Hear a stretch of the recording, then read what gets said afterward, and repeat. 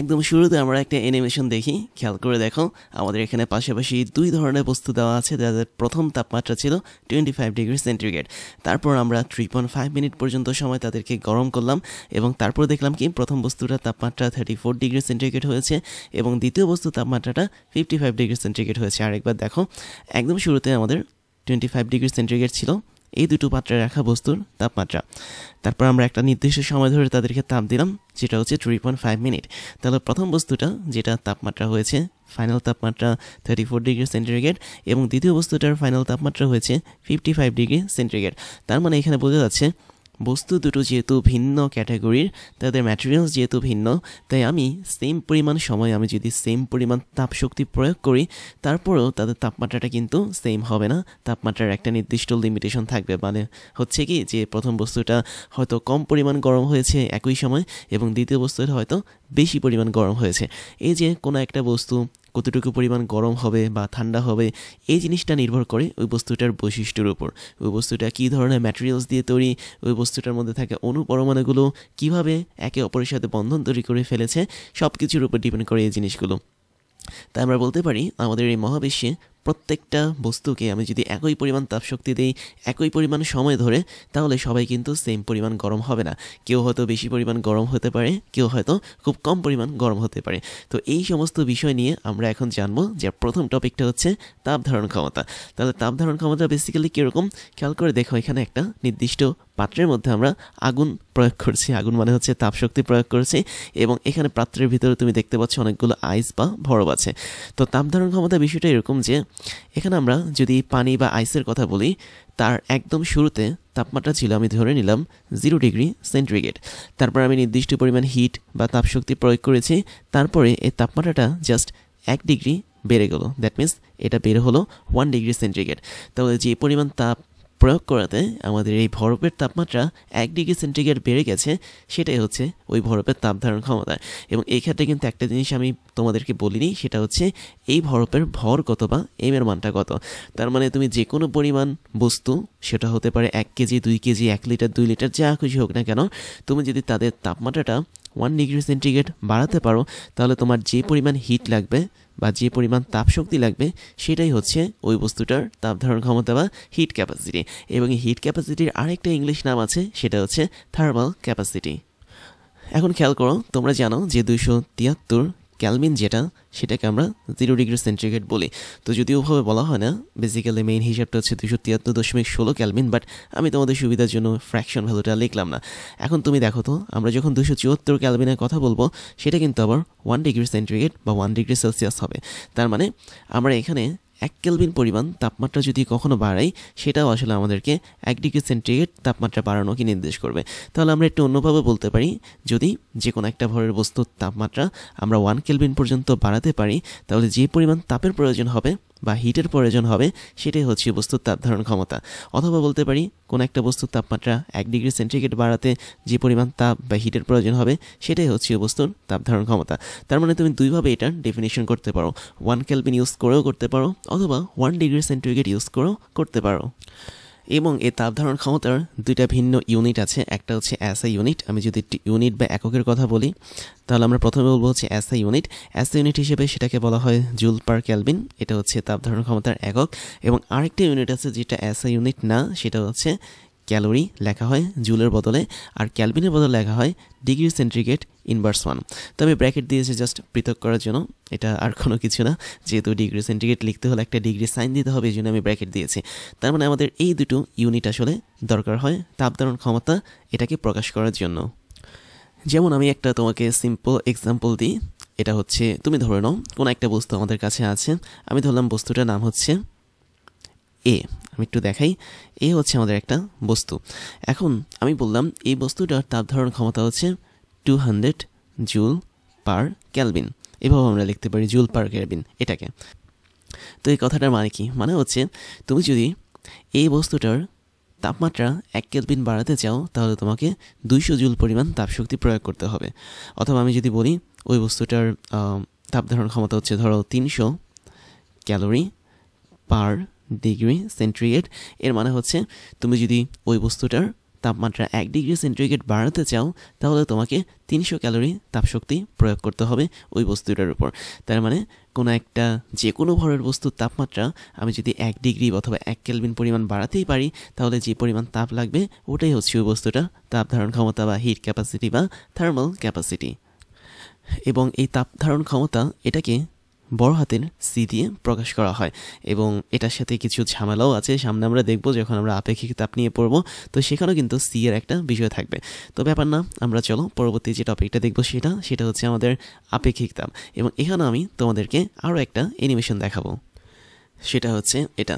খেয়াল করে দেখো, এখানে একটা কেটলি বা চায়ের চা বানানোর একটা পাত্র দেওয়া আছে এবং আমি ধরে নিলাম এই কেটলি বা চা বানানোর পাত্রের ভরটা হচ্ছে ইউনিট ভর, দ্যাট মিনস 1 কেজি।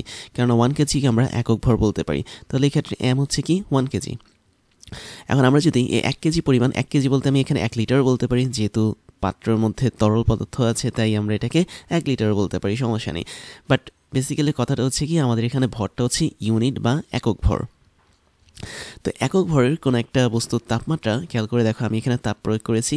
তাপ প্রয়োগ করতে যদি তার তাপমাত্রাটা 1 ডিগ্রি সেন্টিগ্রেড বাড়ে অথবা 1 কেলভিন পরিমাণ যদি বাড়ে, তাহলে যে পরিমাণ তাপ আমাদের দরকার হবে সেটাই হচ্ছে আমাদের আপেক্ষিক তাপ বা স্পেসিফিক হিট ক্যাপাসিটি। তার মানে তাপ ধারণ ক্ষমতা এবং আপেক্ষিক তাপের মধ্যে মেইন পার্থক্যটা হচ্ছে কি আমাদের এখানে ইউনিট ম্যাস বা একক ভর জিনিসটার কথা উল্লেখ থাকতে হবে। তাহলে এখান থেকে আমরা একটা হিসাব করতে পারি। ধরো তোমার কাছে এম ভরের কোনো একটা বস্তু আছে, এম ভরটা যা খুশি হতে পারে, তাহলে তুমি এই এম ভরের বস্তুর কথা যদি বলো তাহলে ওর তাপমাত্রা 1 কেলভিন যদি বাড়াতে চাও তাহলে তোমাকে অবশ্যই কিছু পরিমাণ তাপ প্রয়োগ করতে হবে। তাহলে আমি যদি বলি এম ভরের বস্তুর, আচ্ছা আমি এখানে না লিখলাম, সরাসরি আমি বলে দিচ্ছি। ধরা যাক এম ভরের বস্তুর তাপমাত্রা আমি 1 কেলভিন বাড়াতে হলে আমাকে কিউ পরিমাণ তাপের দরকার হবে, কেননা আমরা তাপকে প্রকাশ করি হচ্ছে কিউ দিয়ে। তাহলে আমি যদি এম ভরের বস্তুর কথা না বলে একক ভর বা 1 কেজি ভরের বস্তুর কথা বলি তাহলে কেমন হবে? বিষয়টা অনেকটা ঐকিক নিয়মের মতো হবে। তাহলে 1 কেজি ভরের কোনো বস্তুর তাপমাত্রা আমি যদি 1 কেলভিন বা 1 ডিগ্রি সেন্টিগ্রেড বাড়াই তাহলে আমাদের যে পরিমাণ তাপ লাগবে সেটা কি হবে ঐকিক নিয়ম অনুসারে? উপরে বসবে কিউ, নিচে বসবে কি এম, এরকম বসবে। এখন খেয়াল করো তো, এই যে 1 কেজি ভরের কোনো একটা বস্তুর তাপমাত্রা আমি যখন বাড়াবো তখন সেটাই হবে কি আমাদের আপেক্ষিক তাপ বা স্পেসিফিক হিট ক্যাপাসিটি। তার মানে আমি বলতে পারি এই টোটাল জিনিসটা আমাদেরকে নির্দেশ করে স্পেসিফিক হিট ক্যাপাসিটি, অথবা যেটাকে আমরা এস দিয়ে প্রকাশ করতে পারি। এখন দেখো, এম ভরের বস্তুর তাপমাত্রা মানে কি? এম ভর তো যা খুশি হতে পারে, তাই না? তাহলে এম ভরের বস্তুর তাপমাত্রা আমি যদি 1 কেলভিন বা 1 ডিগ্রি সেন্টিগ্রেড বাড়াই, আমাদের যে পরিমাণ তাপ লাগবে সেটাই তো ছিল আমাদের তাপ ধারণ ক্ষমতা। তার মানে আমি বলতে পারি এখানে যে কিউটা আছে এই কিউটা আমাদের তাপ ধারণ ক্ষমতা অথবা সি হিসেবে কাজ করবে। তার মানে আমরা কিউর বদলে এখানে সি লিখতে পারি সহজে। তাহলে এখান থেকে একটা সম্পর্ক আমরা বের করতে পারি, সেটা হচ্ছে C divide by M is equal to S, অথবা আমি লিখতে পারি C is equal to M into S, যেখানে সি হচ্ছে কোন একটা বস্তুর তাপ ধারণ ক্ষমতা, এস হচ্ছে ওই বস্তুটার আপেক্ষিক তাপ। তাহলে খেয়াল করে দেখো, তাপ ধারণ ক্ষমতা এবং আপেক্ষিক তাপের মধ্যে খুব ভালো একটা সম্পর্ক হচ্ছে এটা। তারপরে কোনো একটা বস্তু কী পরিমাণ তাপ গ্রহণ করবে বা কী পরিমাণ তাপ বর্জন করবে সেটা নিয়ে একটা সূত্র কিন্তু আমরা জানি ক্যালোরিমিটারের নীতি অনুসারে। যেমন আমরা জানি যে গৃহীত তাপ ইজ ইকুয়াল টু বর্জিত তাপ, তাই না? কোনো একটা বস্তু যে পরিমাণ তাপ গ্রহণ করে সেই পরিমাণ তাপই সে হারায়। তো এখন এই যে তাপ বা কিউ, এটার আলাদা একটা সূত্র আছে, সেটা হচ্ছে এম ভরের কোনো একটা বস্তুর যদি আপেক্ষিক তাপ হয়ে থাকে এস, এবং যদি কিউ পরিমাণ তাপ প্রয়োগ করার পর তার তাপমাত্রার পরিবর্তন যদি হয় ডেলটি, তাহলে ওই তাপের মান হচ্ছে Q is equal to M S del T, যেখানে ডেলটিটাকে আমরা ইচ্ছে করলে এইভাবে লিখতে পারি Q is equal to M S del T, মানে হচ্ছে কি আমাদের শেষ তাপমাত্রা মাইনাস আদি তাপমাত্রা, এই দুটোর মধ্যে পার্থক্য, এভাবে আমরা লিখতে পারি। তাহলে দেখো তো, আমরা যদি এই সূত্রটার সাথে উপরের সূত্রটাকে মডিফাই করি, দ্যাট মিনস ধরে নাও এটা হচ্ছে আমাদের 2 নং ইকুয়েশন এবং উপরের এটাকে ধরে নাও তুমি 1 নং ইকুয়েশন। তাহলে 1 নং ইকুয়েশন আমরা যেটা পেলাম সেটা হচ্ছে তাপ ধারণ ক্ষমতা এবং আপেক্ষিক তাপের মধ্যে একটা সম্পর্ক, যেখানে সি হচ্ছে তাপ ধারণ ক্ষমতা, এস হচ্ছে কোনো একটা বস্তুর আপেক্ষিক তাপ, এম হচ্ছে ওই বস্তুটার নির্দিষ্ট পরিমাণ ভর যেটার একটা নির্দিষ্ট মান থাকবে। তো তাই যদি হয়ে থাকে তাহলে আমরা দেখতে পাচ্ছি এই জায়গাটাতে আমাদের এমএস এই জিনিসটা কিন্তু রয়েছে, আবার এখানেও কিন্তু সরাসরি এমএস এই জিনিসটা দেওয়া। তো এসটা আসলে বড় হাতে দিলেই সবচেয়ে ভালো হয়, যেহেতু আপেক্ষিক তাপের এসটাকে বড় হাতে দেওয়া হয়, তো আমি ওখানে এটাকে বড় হাতে দিলাম, মানে ক্যাপিটাল লেটারে দিলাম। তাহলে এই এমএস এর জায়গায় আমি যদি সি বসাই তাহলে দেখো কি হবে, আমরা এখানে লিখতে পারি Q is equal to C into T two minus হচ্ছে T1। তাহলে এখান থেকে আমরা লিখতে পারি ফাইনালি সেটা হচ্ছে সি বা তাপ ধারণ ক্ষমতা ইজ ইকুয়াল টু কোনো একটা বস্তুতে যে পরিমাণ তাপ প্রয়োগ করেছি আমরা সেই তাপ ডিভাইড বাই ডেল টি বা তাপমাত্রার পার্থক্য। তো এটা হচ্ছে আমাদের একটা সূত্র, আমরা এই সূত্রটাকে মার্ক করে রাখতে পারি স্টার একটা সাইন দিয়ে। এখন আমরা আরেকটা সূত্র বের করবো এখান থেকে। খেয়াল করে দেখো, আমি যদি 1 নং ইকুয়েশনটাকে আরেকটু মডিফাই করি তাহলে কি পেতাম আমরা পেতাম S is equal to C divide by M. তার মানে এই জায়গাটাতে আমরা দেখতে পাচ্ছি S এর একটা মান কিন্তু এখানে চলে এসেছে, যেটা হচ্ছে তাপ ধারণ ক্ষমতা ডিভাইড বাই কোনো একটা বস্তুর ভর। এখন যেটা করব সেটা হচ্ছে আমরা এই সূত্রটাকে এখানে একটু মডিফাই করার চেষ্টা করব, দ্যাট মিনস S এর মানটা বের করার চেষ্টা করব। খেয়াল করে দেখো, আমরা যদি 2 নং ইকুয়েশন থেকে একটু দেখি, ব্ল্যাক কালারে দেখাচ্ছি, 2 নং ইকুয়েশন থেকে আমরা যেটা বের করব সেটা হচ্ছে এই এম এর মানটা বের করে আমাদের এই জায়গাটাতে বসিয়ে দেব। তাহলে আমি যদি এখান থেকে এম এর মানটা বের করি, ছোট্ট করে একটু দেখাই এখানে এম এর মানটা তাহলে কি হবে, আচ্ছা এম এর মানটা আমি অন্য জায়গায় বের করি, এই জায়গাটাতে বের করি। ধরো 2 নং থেকে আমি যদি এম এর মানটা বের করি তাহলে এম হবে is equal to Q divide by S into del T মানে হচ্ছে T2 - T1। তার মানে এটা হচ্ছে আমাদের সরাসরি এম এর মান। এখন সেম মানটা আমি এখন কোথায় বসবো, 3 নং ইকুয়েশনে বসিয়ে দেবো। ধরো এটা হচ্ছে আমাদের 3 নং ইকুয়েশন। তাহলে 3 নং ইকুয়েশন থেকে আমরা এখন পাবো কি পাবো, এস যেটা সেটা ছিল আমাদের আপেক্ষিক তাপ ইজ ইকুয়াল টু সি যেটা সেটা হচ্ছে আমাদের তাপ ধারণ ক্ষমতা ডিভাইড বাই এম। তাহলে এম এর যে মানটা সেটা কত হবে, না এখানে এস কাটা যাবে। আচ্ছা আমরা এই কাহিনী করার দরকার নেই, আমাদের এম এর মানটা বের করার দরকার নেই। আমরা একটা কাজ করি, আমি একটু অন্যভাবে তোমাদেরকে দেখাই, সেটা হচ্ছে আমরা সরাসরি সি এর মানটা বসিয়ে দিই। হ্যাঁ, 3 নং ইকুয়েশনে সি এর মানটা বসিয়ে দিই। তাহলে এটা হচ্ছে আমাদের 3 নং ইকুয়েশন। এখানে আমি যদি সি এর মানটা বসে, যেহেতু আমরা সি এর মানটা পেয়েছিলাম একদম নিচে স্টার দিয়ে রেখেছিলাম সেখানে, তাহলে সি এর মানটা কি ছিল, Q divide by del T ছিল। তাহলে সি ছিল Q divide by del T, আর নিচে হচ্ছে আমাদের এস এর ক্ষেত্রে এম ছিল, যেটা 3 নং ইকুয়েশন থেকে পাচ্ছি।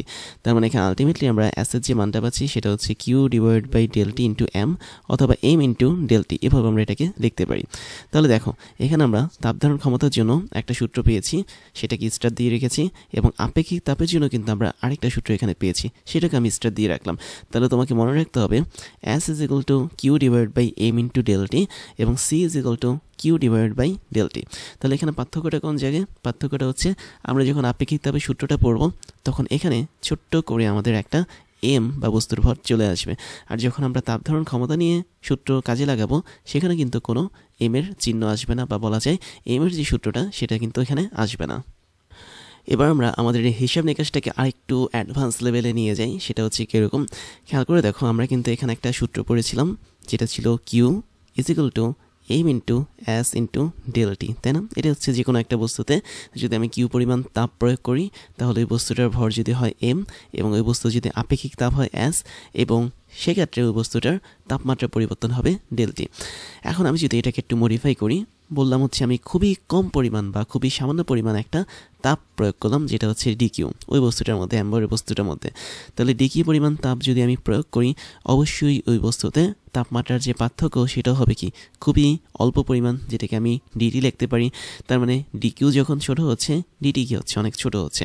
এবং এক্ষেত্রে আমাদের এম আর এস এই দুটোর মান কিন্তু সেম থাকছে, যেহেতু এরা হচ্ছে বস্তুর ম্যাটেরিয়ালসের সাথে সম্পর্কিত। তখন আমরা এখান থেকে একটা কাজ করতে পারি, সেটা হচ্ছে কি, ডিকিউ এর নিচে আমি যদি ডিটি ভাগ করে দিই তাহলে আমরা এর মানটা পাবো এম ইন্টু এস। এখন এটা কেন লিখলাম, লেখার একটা কারণ আছে। কারণটা হচ্ছে এখন বলছি, সেটা হচ্ছে তোমরা তো গ্রাফ সিস্টেম জানো, তাই না? গ্রাফের মধ্যে একটা এক্স অক্ষ থাকে, আরেকটা হচ্ছে ওয়াই অক্ষ থাকে। তো ধরো আমি একটা গ্রাফ আঁকলাম, এবং এই গ্রাফটা হচ্ছে কোনো একটা বস্তুর তাপ এবং তাপমাত্রার মধ্যে সম্পর্কিত গ্রাফ। দ্যাট মিনস আমি যদি ওয়াই অক্ষ বরাবর ওই বস্তুটা তাপকে নির্দেশ করি, যতটুকু পরিমাণ তাপ আমরা প্রয়োগ করেছি বস্তুতে, এবং এক্স অক্ষ বরাবর যদি তাপমাত্রাকে নির্দেশ করি, তখন আমরা ওই বস্তুর জন্য যে কোনো একটা শেপের গ্রাফ পাবো। আমি ধরে নিলাম এরকম একটা গ্রাফ আমরা পেতে পারি, এবং এই গ্রাফটা যে এরকমই পাবো তা না, এক একটা বস্তুর জন্য এক এক রকম গ্রাফ কাজ করবে। কেননা তুমি যে পরিমাণ তাপ প্রয়োগ করবে বস্তুতে, ওই পরিমাণ বা ওই হারে তাপমাত্রা বাড়তেও পারে, কমতেও পারে, এটা ওই বস্তুর ম্যাটেরিয়ালসের উপর নির্ভর করছে। তো আমি ধরে নিলাম আমরা মোটামুটি লেভেলের এরকম একটা গ্রাফ পাচ্ছি ওই বস্তুটার জন্য, এবং বস্তুটার ভর হচ্ছে কি এম। এখন আমরা এখানে দেখতে পাচ্ছি ডি কিউ বাই ডিটি মানে হচ্ছে কি, এই টোটাল গ্রাফের মধ্যে তাপের পরিবর্তনের সাপেক্ষে তাপমাত্রার পরিবর্তনকে নির্দেশ করে। দ্যাট মিনস ডি কিউ মানে হচ্ছে অতি ক্ষুদ্রাতিক্ষুদ্র তাপের পরিবর্তন, ডিটি মানে হচ্ছে ওই তাপের পরিবর্তনের জন্য অতি ক্ষুদ্রাতিক্ষুদ্র তাপমাত্রার পরিবর্তন। তাহলে এই গ্রাফের যেহেতু এক্স অক্ষ বরাবর আমাদের এখানে তাপমাত্রা রয়েছে, ওয়াই অক্ষ বরাবর যেহেতু তাপ রয়েছে, তাই আমি স্পেসিফিকভাবে বলতে পারি ডিকিউ ডিভাইডেড বাই ডিটি এটা আসলে আমাদের এই গ্রাফের মধ্যে যেই কার্ভটা আমরা এঁকেছি এটার ঢালকে নির্দেশ করবে। কেননা ঢাল বলতে কি বোঝায়? ওয়াই অক্ষের মানে এক্স অক্ষের পরিবর্তনের সাপেক্ষে ওয়াই অক্ষের পরিবর্তনকে বোঝায়। তো এখানে আমরা তাই দেখতে পাচ্ছি যে এক্স অক্ষের পরিবর্তন মানে হচ্ছে তাপমাত্রার পরিবর্তনের সাপেক্ষে ওয়াই অক্ষের পরিবর্তন বা তাপের পরিবর্তন, এটাকে নির্দেশ করছে আমাদের ডিকিউ ডিভাইড বাই ডিটি। তার মানে ডিকিউ ডিভাইড বাই ডিটি হচ্ছে কি আমাদের এই টোটাল গ্রাফের ঢাল। তো ঢাল কিভাবে আঁকে? যেহেতু এটা একটা কার্ভ শেপ বা এই গ্রাফটা হচ্ছে কার্ভের মতো, আমরা যে কোনো একটা পয়েন্টে যদি স্পর্শক আঁকি তাহলে এই স্পর্শক বা ট্যানজেন্টটাই এখানে ঢাল হিসেবে কাজ করবে।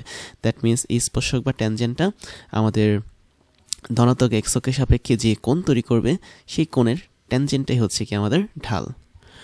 তাহলে খেয়াল করো, আমি যদি ধরে নিলাম আমাদের এই রেড কালারের রেখাটা ধনাত্মক এক্স অক্ষের সাপেক্ষে নির্দিষ্ট কোণ তৈরি করলো, ধরো আমি এই জায়গাটাতে কোণটাকে দেখাচ্ছি থিতা পরিমাণ কোণ তৈরি করলো, তাহলে ঢাল মানে হচ্ছে কি আমাদের ট্যান থিতা। এবং এই যে ট্যান থিতাটা আমরা দেখতে পাচ্ছি বা ঢাল যে দেখতে পাচ্ছি ওর মানটা হচ্ছে কি এম ইন্টু এস। তাহলে দেখো তো কোনো একটা বস্তুর জন্য আমাদের এস এর মানটা কিন্তু টোটালি ফিক্স থাকে। তাহলে এস এর মান যেহেতু ফিক্স থাকে, এম এর মান কি ফিক্স নাও থাকতে পারে, আমরা চাইলেই ওই বস্তুর ভর কমাতেও পারি বা বাড়াতেও পারি। তাহলে একটা জিনিস ক্লিয়ার, সেটা হচ্ছে আমাদের এখানকার ঢাল বা ট্যান থিতা এটা আসলে ওই বস্তুর ভরের সমানুপাতিক। তাই কোনো একটা বস্তুর ভর যদি তুমি বাড়িয়ে ফেলো তাহলে ওই বস্তুর জন্য টি ভার্সেস কিউ বা বলা যায় তাপমাত্রা বনাম তাপের যেই মানে গ্রাফটা আছে ওই গ্রাফের ঢালটা আরও খাড়া হবে। কেন খাড়া হবে? কারণ ট্যান থিতার মান তুমি যদি বাড়াও অবশ্যই ঢালটা কিন্তু আরও খাড়া হয়ে যাবে, মানে দাঁড়িয়ে যাবে বেশি পরিমাণে। তাই আমি বলতে পারি কোনো একটা বস্তুর ভর আমি যদি বাড়াই তাহলে ওই বস্তুর জন্য তাপমাত্রা বনাম তাপের যে গ্রাফটা পাবো সেই গ্রাফের ঢালটা অতি বেশি পরিমাণে খাড়া হয়ে যাবে। তারপর আরেকটা সূত্র আমরা দেখেছিলাম অলরেডি, সেটা ছিল অনেকটা এরকম যে তাপ ধারণ ক্ষমতা বা সি ইজ ইকুয়াল টু ওই বস্তুটার ভর ইন্টু আপেক্ষিক তাপ। তাহলে খেয়াল করো তো কোনো একটা বস্তুর জন্য আমাদের আপেক্ষিক তাপ যেটা সেটা কিন্তু ফিক্স থাকে। এবং আরেকটা জিনিস মনে রাখতে হবে, সেটা হচ্ছে আপেক্ষিক তাপ সবসময় ডিপেন্ড করে ওই বস্তুটা কী ধরনের ম্যাটেরিয়ালসের উপর তৈরি হয়েছে বা কী ধরনের পদার্থ বা অনুপরমাণু নিয়ে তৈরি হয়েছে তার উপর।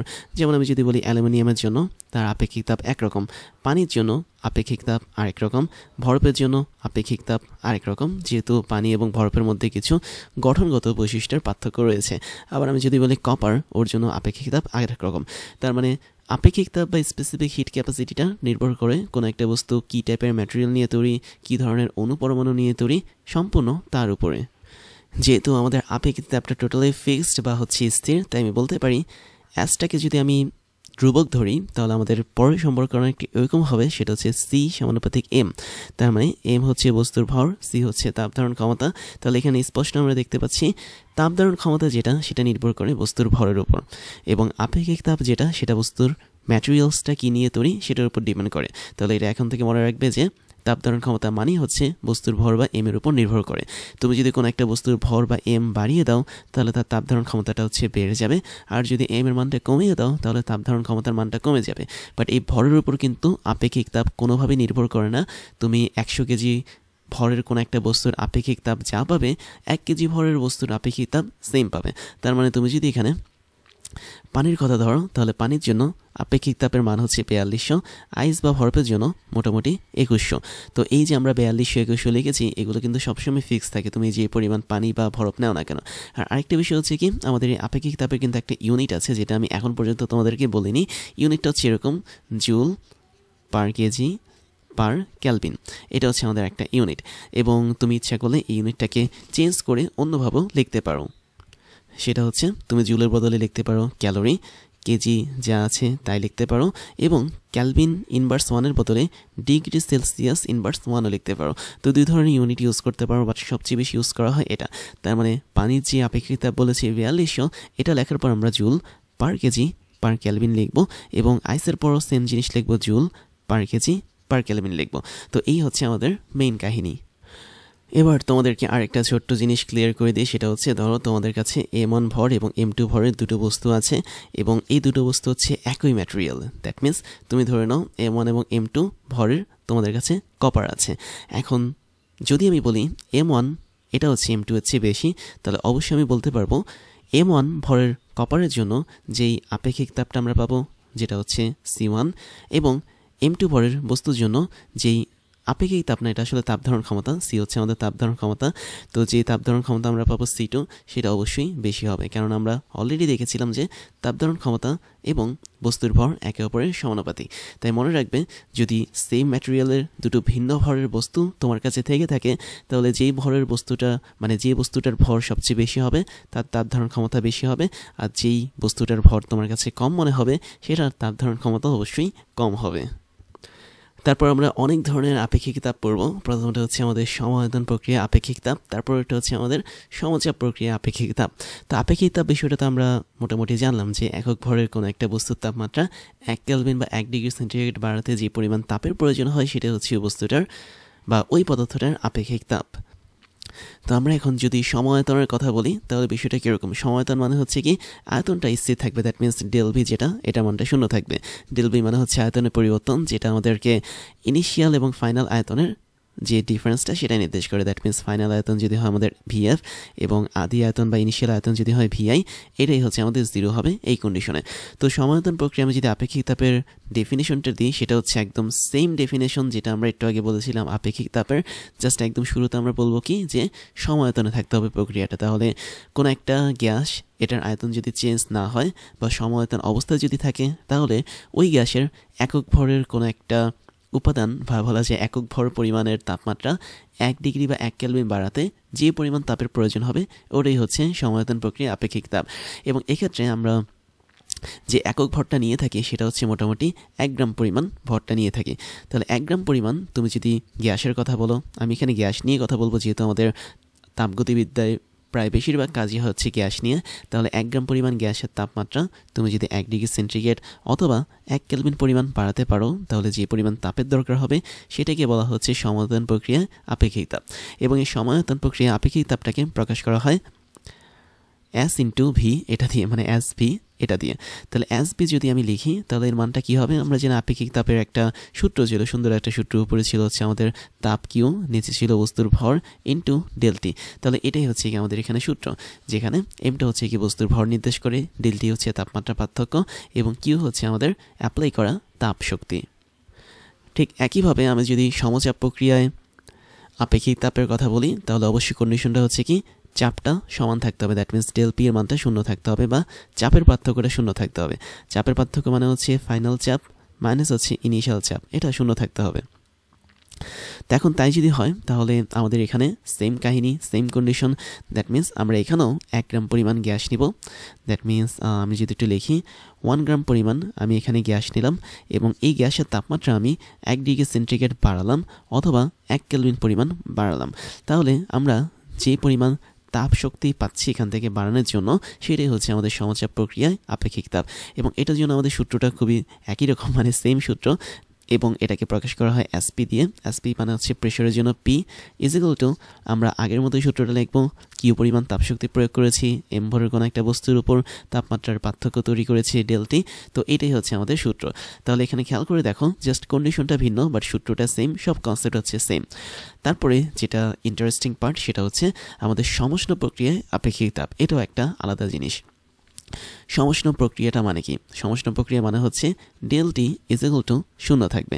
ডেলটি শূন্য থাকা মানে হচ্ছে তাপমাত্রার পার্থক্য থাকবে না। দ্যাট মিনস আমাদের যদি কোনো একটা সিস্টেমের শেষ তাপমাত্রা হয় টিএফ, আদি তাপমাত্রা যদি হয় টিআই, তাহলে এর মানটা শূন্য থাকবে। এবং সমষ্ণ প্রক্রিয়া আপেক্ষিক তাপের কথা যদি আমি বলি, আমরা এখানে বলতে পারি যে সরাসরি সূত্রে আমরা চলে যাই, কেননা সমষ্ণ প্রক্রিয়াতে আপেক্ষিক তাপ আমি যদি অ্যাস বের করতে চাই তাহলে তার সূত্রটা কীরকম হবে, তুমি একটু সূত্র দেখে দেখো। অ্যাস ইজ ইকুয়াল টু কী ছিল?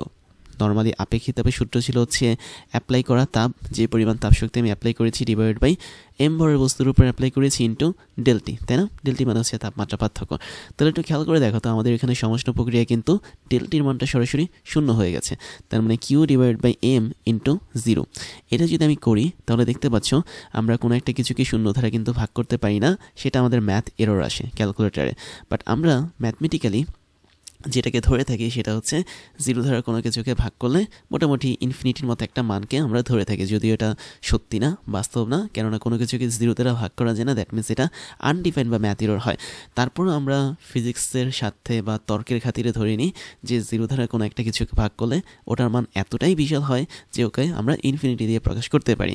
তাহলে সমষ্ণ প্রক্রিয়া আমরা দেখতে পাচ্ছি আপেক্ষিক তাপের যে মানটা সেটা চলে আসছে কি একদম ইনফিনিটি লেভেলে, এবং এটাকে তুমি চাইলে এস অফ টি দিয়ে প্রকাশ করতে পারো, যেহেতু তাপমাত্রার বিষয় সমষ্ণ তাপ, তো S of T is equal to infinity হয়।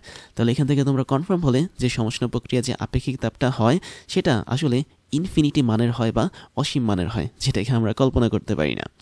এবং আমি যদি পরবর্তীতে তোমাকে দেখাই সেটা হচ্ছে রুদ্ধতাপীয় প্রক্রিয়া আপেক্ষিক তাপ, এটা আসলে কীরকম। তোমরা জানো যে রুদ্ধতাপীয় প্রক্রিয়াতে যেটা ঘটে সেটা হচ্ছে del Q is equal to শূন্য থাকে। এর মানে হচ্ছে কোনো একটা বস্তুতে আদি তাপ এবং শেষ তাপের পরিমাণ শূন্য হয়। দ্যাট মিনস শেষ তাপ যদি হয় কিউ ফাইনাল, আদি তাপ যদি হয় কিউ ইনিশিয়াল, তাহলে টোটালটার মান হচ্ছে কি শূন্য। তার মানে রুদ্ধতাপীয় প্রক্রিয়াটা হচ্ছে একটা বিচ্ছিন্ন বা আইসোলেটেড সিস্টেমের মধ্যে হয়, যেখানে বাইরে থেকে ভেতরে তাপ ঢুকতেও পারে না, ভেতর থেকে বাইরে তাপ যেতেও পারে না। তার মানে বিষয়টা এরকম, যদি আমি রুদ্ধতাপীয় প্রক্রিয়ার জন্য আপেক্ষিক তাপ বের করি, সেটাকে আমরা ইচ্ছে করলে এস অফ কি দিতে পারি, কিউ দিতে পারি। তো S of Q is equal to কী হবে, সূত্রটা তো সেম হবে তাই না, উপরে থাকবে হচ্ছে অ্যাপ্লাই করা তাপ, নিচে থাকবে হচ্ছে বস্তুর ভর ইনটু ডেলটি। খেয়াল করে দেখো আমাদের রুদ্ধতাপীয় প্রক্রিয়াটা হচ্ছে টোটালি বিচ্ছিন্ন একটা সিস্টেমে হয়, বাইরে থেকে ভেতরে তাপ যায় না, ভেতর থেকে বাইরে তাপ আসে না। তার মানে তাপ যদি আদান প্রদান নাই করে, তার মানে কিউর মানটা কী হবে, শূন্য হবে। অর্থাৎ তুমি যে পরিমাণ তাপই অ্যাপ্লাই করো না কেন ওই প্রক্রিয়াতে কোনো তাপ বাইরে থেকে ভেতরে যাবে না। তার মানে আলটিমেটলি ওই প্রক্রিয়ার জন্য কিউর মানটা শূন্য। কিউ যদি শূন্য হয় তাহলে আমি বলতে পারি টোটাল এস কিউ এর মানও হবে কি শূন্য, কেননা উপরে শূন্য থাকলে আমরা টোটালটাকে শূন্য বানাতে পারি। তাহলে এটা কনফার্ম যে রুদ্ধতাপীয় প্রক্রিয়ায় আপেক্ষিক তাপের মানটা সরাসরি শূন্য হয়। এখন এই দুটো জিনিস আমি কেন দেখালাম, দেখানোর একটা রিজন আছে, সেটা হচ্ছে তুমি দেখতে পাচ্ছ যে সময়তন প্রক্রিয়া আপেক্ষিক তাপের একটা নির্দিষ্ট মান থাকছে, আবার সমচাপ প্রক্রিয়াতেও আপেক্ষিক তাপের একটা নির্দিষ্ট মান থাকছে, কিন্তু সমষ্ণ প্রক্রিয়াতে বা আইসোথার্মাল প্রসেসে আমাদের আপেক্ষিক তাপের মান থাকছে ইনফিনিটি, অসীম, অনেক বেশি। আবার রুদ্ধতাপীয় প্রক্রিয়াতে আপেক্ষিক তাপের যে মানটা সেটা আবার দেখতে পাচ্ছ সরাসরি শূন্য।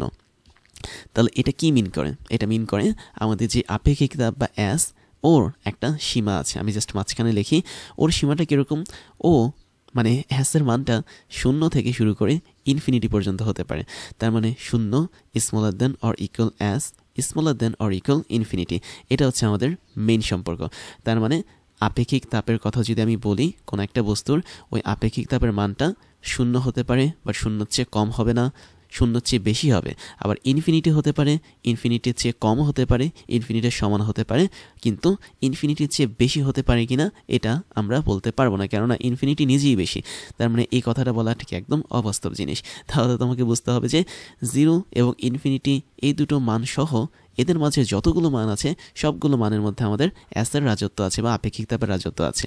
এবং যখন আপেক্ষিক তাপের মান শূন্য হবে তুমি ধরে নিবে সেটা হচ্ছে আমাদের সমষ্ণ প্রক্রিয়া, যখন সমষ্ণ না, সেটা হচ্ছে আমাদের রুদ্ধতাপীয় প্রক্রিয়া।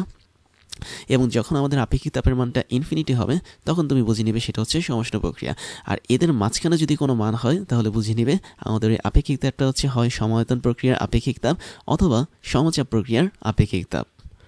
সেই সাথে আরেকটা বিষয় তোমাদেরকে মনে রাখতে হবে, আমরা এখানে যে 4 ধরনের আপেক্ষিক তাপ দেখেছি, প্রত্যেকটা আপেক্ষিক তাপের জন্য আমাদের যে ইউনিট বা একক সেটা হবে joule per KG per kelvin. হ্যাঁ, তুমি এখানে সংজ্ঞা বা ডেফিনেশনের মধ্যে গ্রামের কথা ইউজ করতে পারো, কেজির কথা ইউজ করতে পারো, এটা তোমাদের ইচ্ছা।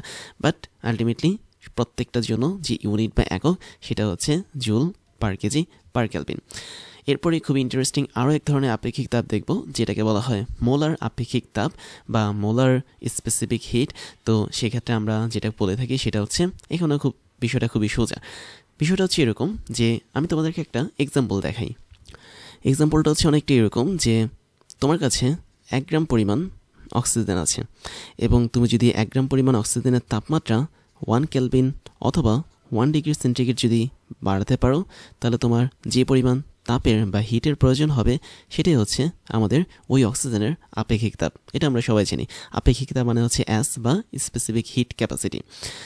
এখন আমি যদি বিষয়টাকে একটু অন্যভাবে নিয়ে আসি, ধরা যাক আমার কাছে এখন 1 গ্রাম পরিমাণ অক্সিজেন নেই, আমার কাছে আছে হচ্ছে টোটাল 32 গ্রাম পরিমাণ অক্সিজেন, তাহলে বিষয়টা কেমন হবে?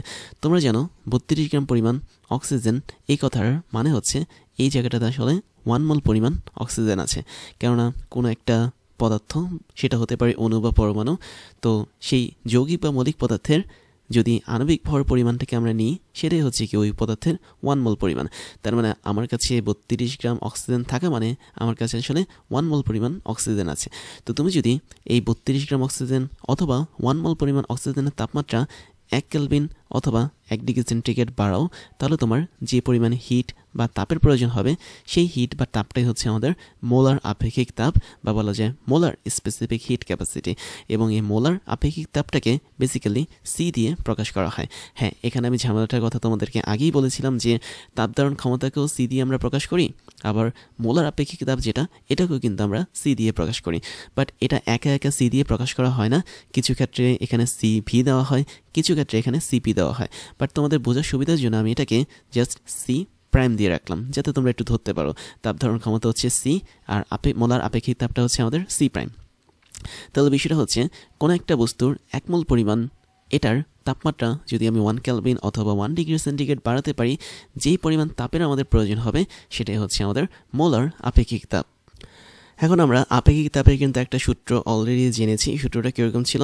অ্যাজ যদি হয় আপেক্ষিক তাপ, তাহলে এই সূত্রটা ছিল কিউ হচ্ছে আমাদের অ্যাপ্লাই করা তাপশক্তি, নিচে বস্তু হচ্ছে এম, ওই বস্তুর ভর ইন্টু ডেলটি, তাই না? এরকম একটা সূত্র আমরা কিন্তু শিখেছি আপেক্ষিক তাপ যখন পড়েছি তখন। তো এখন মোলার আপেক্ষিক তাপের ক্ষেত্রে যেটা হয় সেটা হচ্ছে, আমরা এই যে এখানে বস্তুর ভর এম দেখতে পাচ্ছি, এই ভরটা কিন্তু তখন আর থাকবে না। দ্যাট মিনস আমি যদি মোলার আপেক্ষিক তাপ বা সি প্রাইমের সূত্রটা লিখি, তাহলে সেক্ষেত্রে সূত্রটা সেম থাকবে এই পার্টটুকু, বাট এখানে ভরের জায়গায় যেটা আসবে সেটা হচ্ছে ওই বস্তুটার মোল সংখ্যা। তার মানে এখানে এন হচ্ছে মোল নাম্বার বা মোল সংখ্যা, মোল নাম্বার বা মোল সংখ্যা।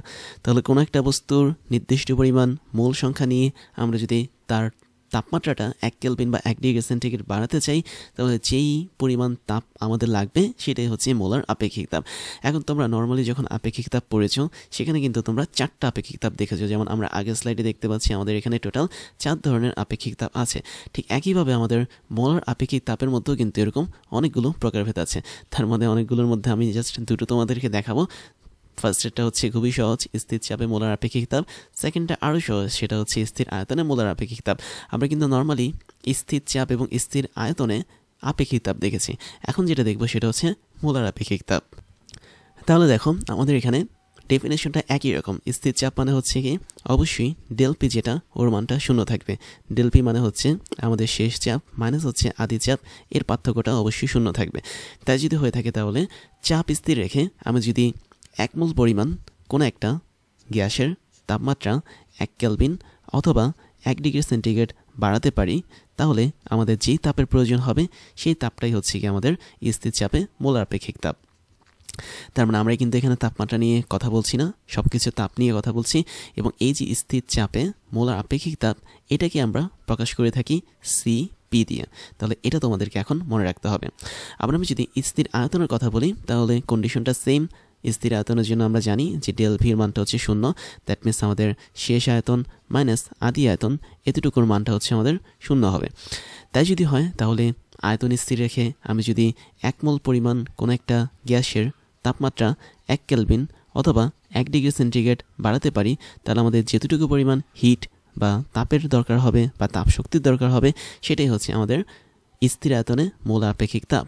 এবং এটাকে আসলে প্রকাশ করা হয় সিভি দিয়ে।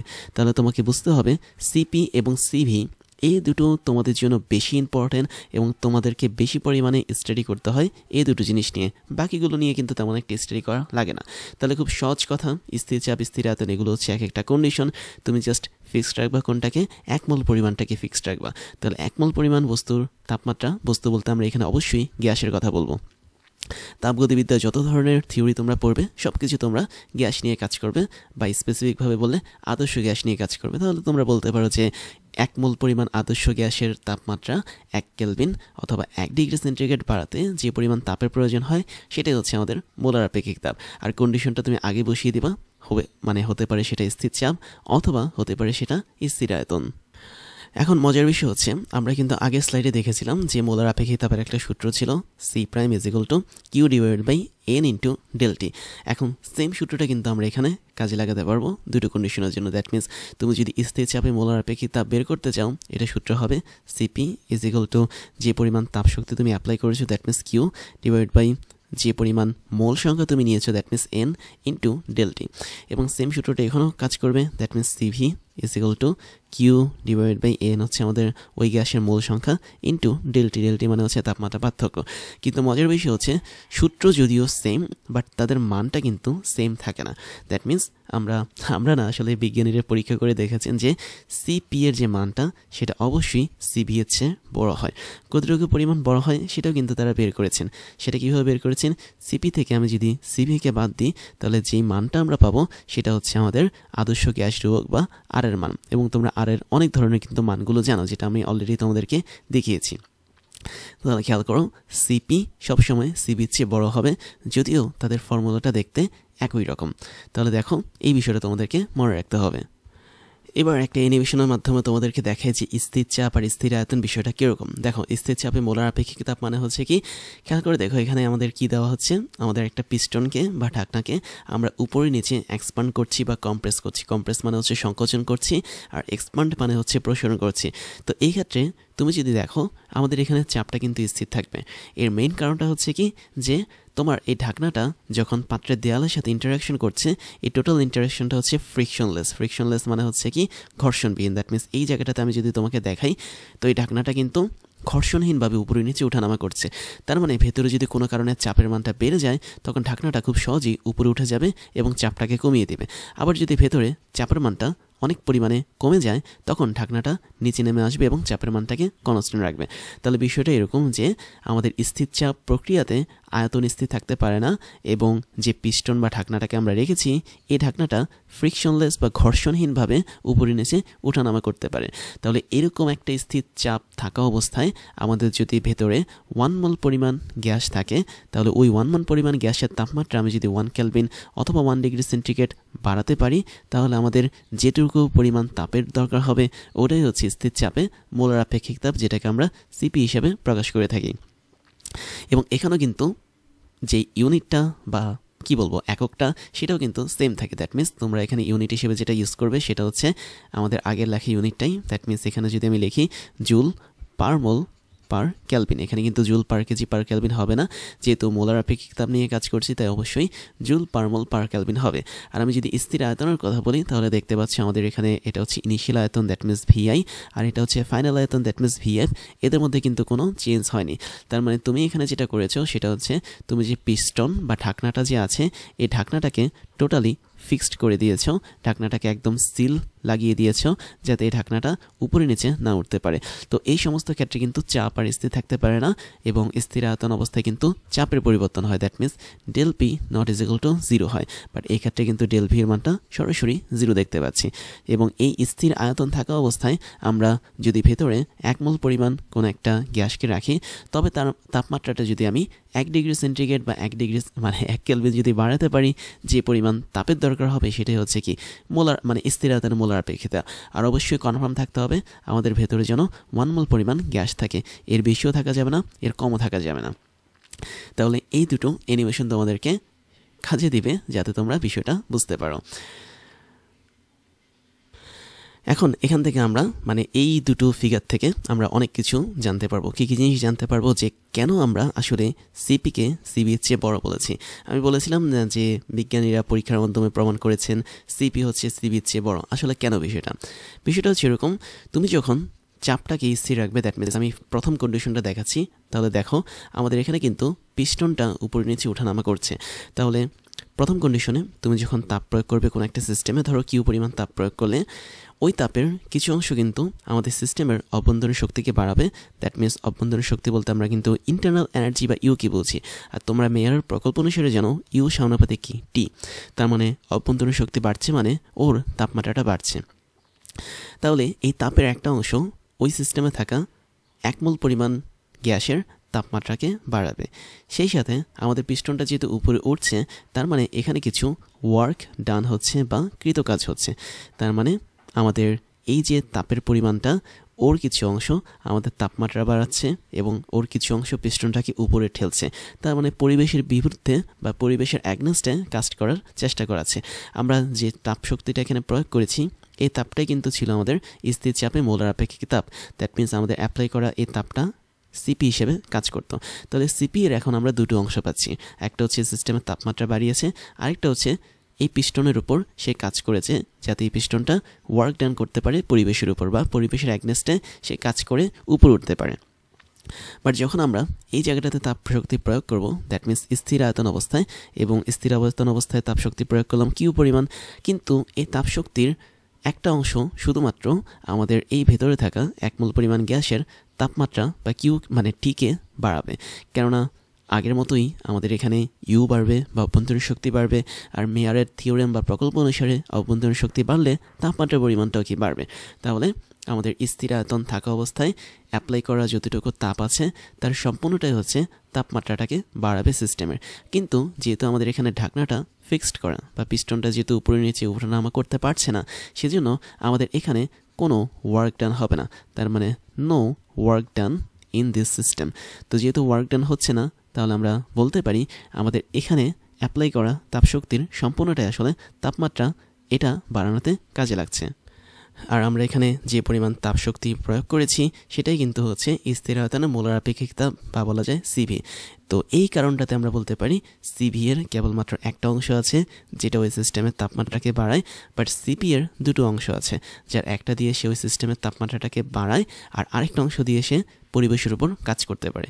ঠিক এই কারণে আমি বলতে পারি, যদি আমি একটু শর্টকাটে লিখি, সেটা হচ্ছে সিপি ইজ ইকুয়াল টু আমাদের দুটো অংশ। একটা অংশ হচ্ছে সিভি, কারণ সিভি কী কাজ করে, সিভির কাজ হচ্ছে সিস্টেমের তাপমাত্রা বাড়ানো, তাহলে ওই কাজটাও সে করে। আর আরেকটা কাজ হচ্ছে সে বাহ্যিক কাজ করে, তার মানে বাহ্যিক যে পরিবেশটা আছে সেই পরিবেশের উপর সে কাজ করে। কেননা তুমি দেখতেই পাচ্ছ আমাদের এখানে ঢাকনাটা কিন্তু উপরে উঠে যাচ্ছে। কেন উঠে যাচ্ছে? কারণ আমরা অ্যাপ্লাই করা তাপশক্তি প্রয়োগ করেছি, এই তাপের একটা অংশ আমাদের ঢাকনাটাকে উপরে উঠিয়ে ফেলছে। তাই সবসময় মনে রাখবে সিপি মানে হচ্ছে সিভি প্লাস বাহ্যিক পরিবেশের উপর যে কাজটা ছিল, কৃত কাজ বা কৃত ওয়ার্ক, তো ওই কাজের পরিমাণ। তাহলে বিষয়টা খুবই ক্লিয়ার তোমাদের কাছে যে সিপি এর আসলে দুইটা অংশ থাকে আর সিভি এর কেবলমাত্র একটা অংশ থাকে। ঠিক এই কারণে আমি বলতে পারি সিপি এর মানটা সিভি এর চেয়ে বেশি থাকে। এবং কতটুকু পরিমাণ বেশি থাকে, যেটা আমরা আগের স্লাইডে দেখিয়েছিলাম তোমাদেরকে, সেটা হচ্ছে আর পরিমাণে বেশি থাকে। তাই এই বিষয়গুলো তোমাকে ভালোভাবে মনে রাখতে হবে। এবার একটা দারুণ কনফিউশন তোমাদের মাঝে দূর করে দেব, সেটা হচ্ছে আপেক্ষিক তাপ ভার্সাস মোলার আপেক্ষিক তাপ। বিষয়টা কীরকম? আপেক্ষিক তাপ যেটা, সেটাকে আমরা প্রকাশ করতে পারি এস দিয়ে, এবং যদি সেটা হয় স্থির আয়তনে মোলার মানে স্থির আয়তনে আপেক্ষিক তাপ, তখন সেটাকে আমরা দেখতে পারি এসভি, অথবা যদি সেটা হয় স্থির চাপে আপেক্ষিক তাপ, তবে সেটাকে আমরা দেখতে পারি এসপি হিসেবে, তাই না? আর মোলার আপেক্ষিক তাপ যেটা, সেটাকে আমরা বেসিক্যালি সি দিয়ে প্রকাশ করি। আর যদি সেটা হয় স্থির আয়তনে মোলার আপেক্ষিক তাপ, তবে সেটা হয় সিভি, এবং যদি সেটা হয় স্থির চাপে মোলার আপেক্ষিক তাপ, তবে সেটা হয় সিপি।